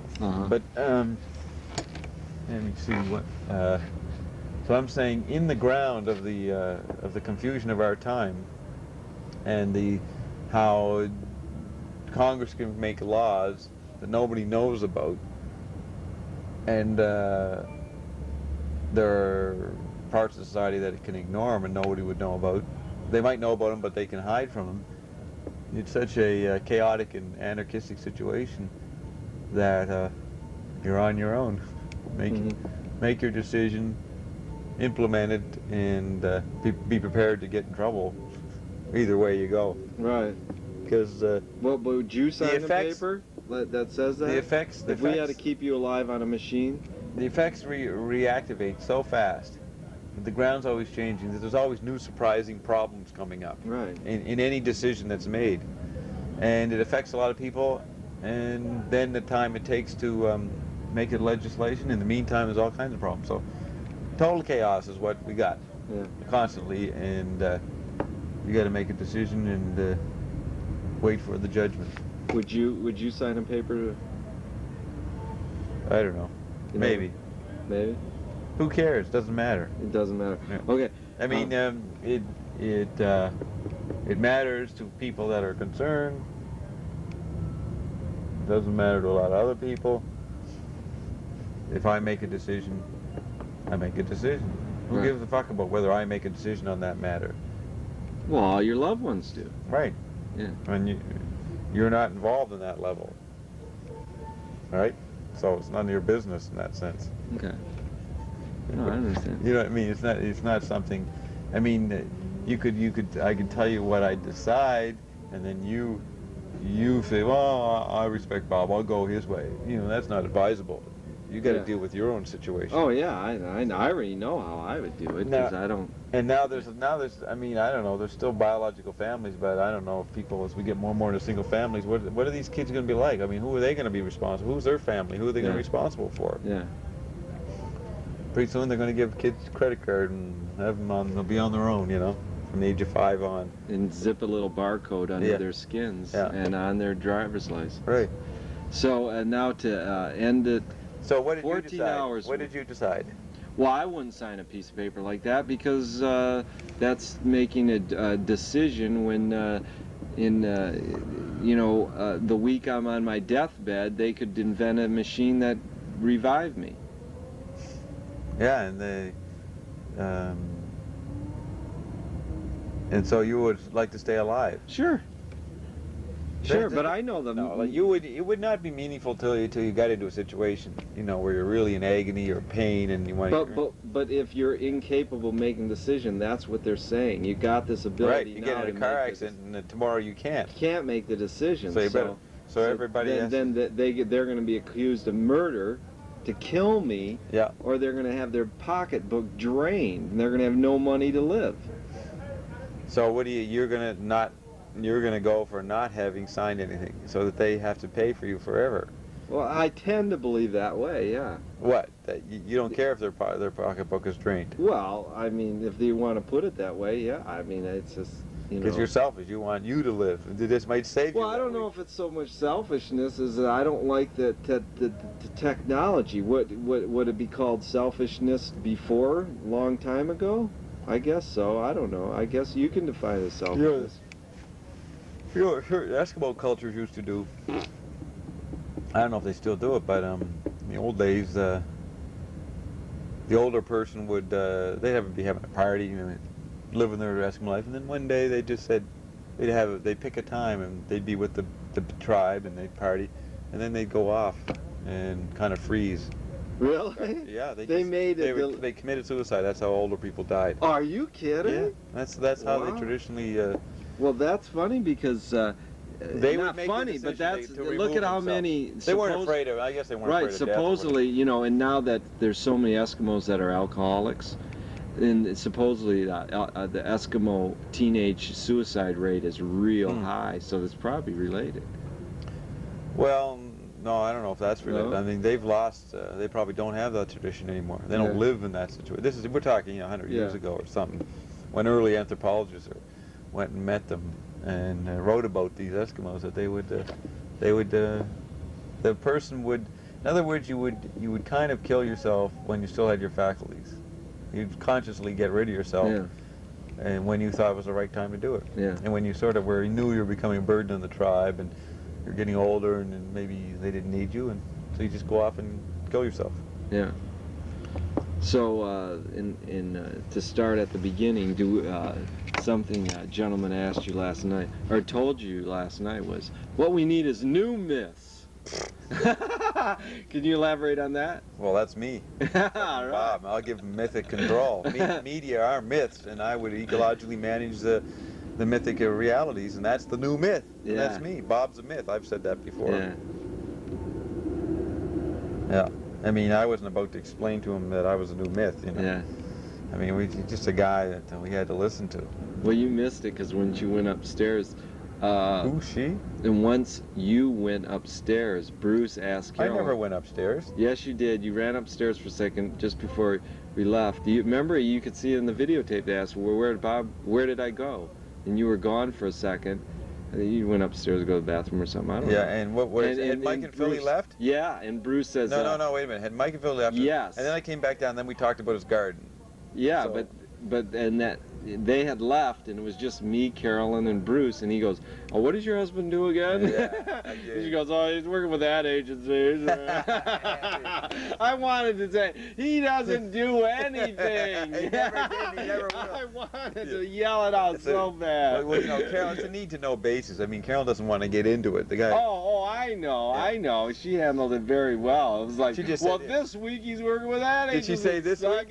No. She just said he works in an ad agency. That's a great ad. This guy's an ad man. Yeah, she said something the like worst scum of society are ad men, and she says, "Well, my husband's." Well, yeah, I'm not quoting her direct. It was just something she talked about doing the column, the McLuhan dialogue.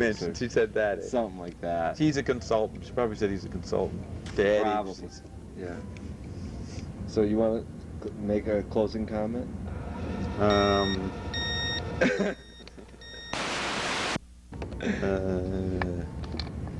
I guess my closing comment is that ever since I've seen, what, can I kiss your butt? What is it? Can I film your butt? Ever since I've seen that and saw the cute little face of Lisa with the little plugs on her cheek. The little marimba things on her face. It's mallets. It's quite a great image, and I can't get it out of my head. I was going to ask you to talk to her for a second. It's such a cute little face. She's almost as cute as Carolyn. And she's blonde, and she's got these little things, and she's trying to be so surrealistic and say this. I can't remember what she said. Oh, you can't? It's a very haunting image. Congratulations, Lisa. Oh, that's great. Oh, that's not a great way to end. But wait, you should have heard her talking to Dave Worcester. I says, Dave, this girl listens to Bob tapes. She's been Bob. She's done imitations of Bob, and she goes something like, "Oh, you mean the mute Bob?" Because she calls you mute Bob now. Well, I know that. You told me that. You just telling me this again to get me to react to that? Oh, no, I'm just saying. You told me that. I know that. I was going to ask you to make specific comments to her. Look at how you ended the whole thing. Oh, no, this is a... Come on, ending better than that. Oh, that's not a guy. I thought that was a good ending. It was a cute little endearing ending by Bob. Yeah, but I mean, that's applicable to her, but... Oh, you mean you want one for you? Oh, no, I already know the one for me. I mean for the general, like, if this is... Yeah, the sign off to the great Bill Moyer's TV special. Yeah. The end, what is it, 14 hours? About 14 hours. 14 hours with 14 Bob. hours with Bob. What Joseph Campbell was only about, what, 8 or 10 Yeah, puny. We had 7 hours with Frank. Joseph said, we need new Miss, and he brought back the old one. Bob says, you want new Miss? I'll give you a real new Miss. So what did you say? What did you yell out? I just yelled, we had 7 hours with Frank. Yeah. Puny 6, 5. So Bob's closing statement is, in our end is our beginning. No, that's not good. In our subscription is our cancellation. How about if Bob is all there is, then we have a good chance to survive. Yeah. Okay, how about another one? If Connie is all there is, then we almost have a chance to survive. Very close to the Bob potential. But that's why it's called Doctors for Bob, because Bob is the last male, and the male prerogative is to win every game that ever happened, right? Because the women are weaker and stupider. And no, don't end with those sexist comments. Well, Bob's a new myth. We haven't heard that one lately. So it's called Doctors for Bob. And let's see, we could end on the thought that I got a radio show to do tomorrow. If the medium is the message, then Bob is the content. That was good. Yeah, and the best, if the medium is a message, then the only content can be Bob as content. The other one is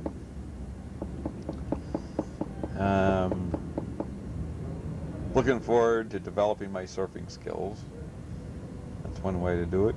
What do you define surfing as? Users content, Jerry. Yeah. I would say, at this point in our evolution,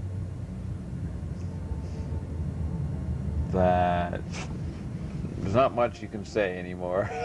There's not much to tell anybody.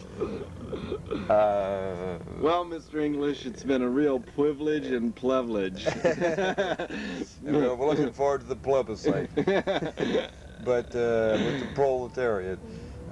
So since there's not much that can be said anymore to anybody in particular, then I wish you well in the New Year's of the night before Christmas of your incipient solitude. Oh, that's good. That's not bad. Okay, try another one. Communication is not a miracle. Nah. Communication is not impossible. Often a miracle. No, what is it? He doesn't know. Wait, let me go in the house and get it. Communicate. I mean, McLuhan said communication of the new is a miracle, but not impossible. We say communication is a miracle, but not impossible. Greg Everson says communication is impossible and not a miracle, something like that. He reverses it in the imperfect pitch. What would be the opposite? Communication is impossible and not a miracle, or if that's a miracle, I don't know. It's been a wonderful opportunity to express myself to you and your loved ones. I'm probably going to end up. Can you sing Kumbaya? Remember Woody Allen's movie, the futuristic one, Sleeper. Yeah. You remember the leader of the society, the utopia, was a guy who would be on TV at night with white hair, and he'd just sort of give a little talk. You remember that? Yeah. Let's hope that Bob does not end up in that old age home. Oh. Let's hope that Tetrad management is not. Yeah, is Tetrad Management an old age home? And it'll be all ghettos and my final message of warning to all of you is we're going to get that Mike Dyer tomorrow. We're going to get him. He's forcing us to go down to that station, and I'm not looking forward to it. And I'm sure my accountant, Bob Nivert, will look very charming in relation to Mike Dyer on that day.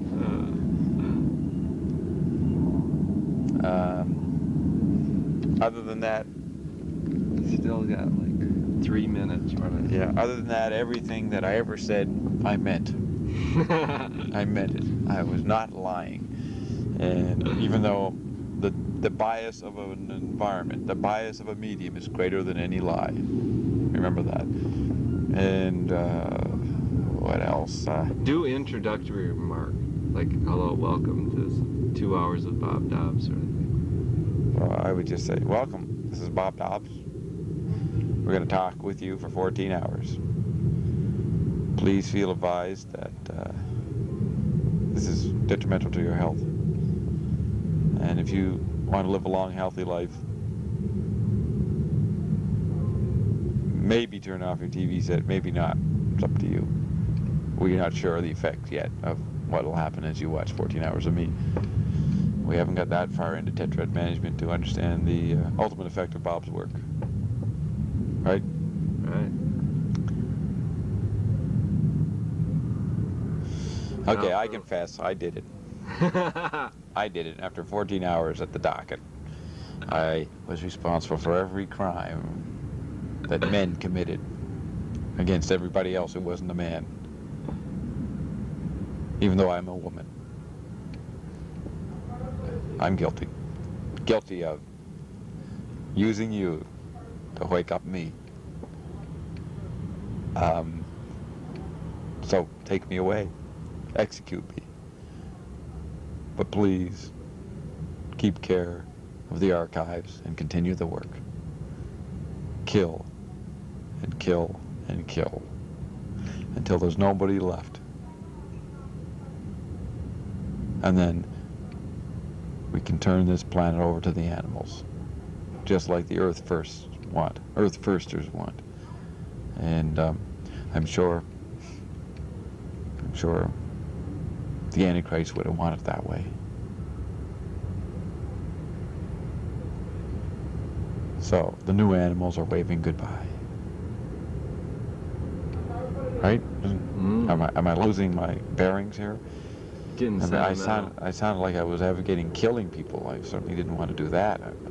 The English in me is becoming violent, nihilistic, so let's balance that off with after I'm gone, please, I beg you to ignore everything I said. But whatever one would do beyond that, do it. In other words, if you didn't want to ignore everything I said, what would you do? What would be the opposite of that? Following it. No, ignore everything I said. Do what I do, not what I say. Isn't that what I'm trying to say? Do what I do, not what I say. All right? That's good. Okay.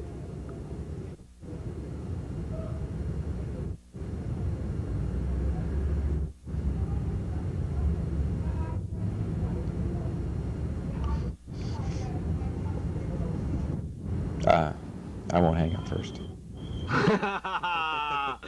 Do a little intermission. I refuse to hang up first. You hang up first. Like at the hour point. Hanging up. What?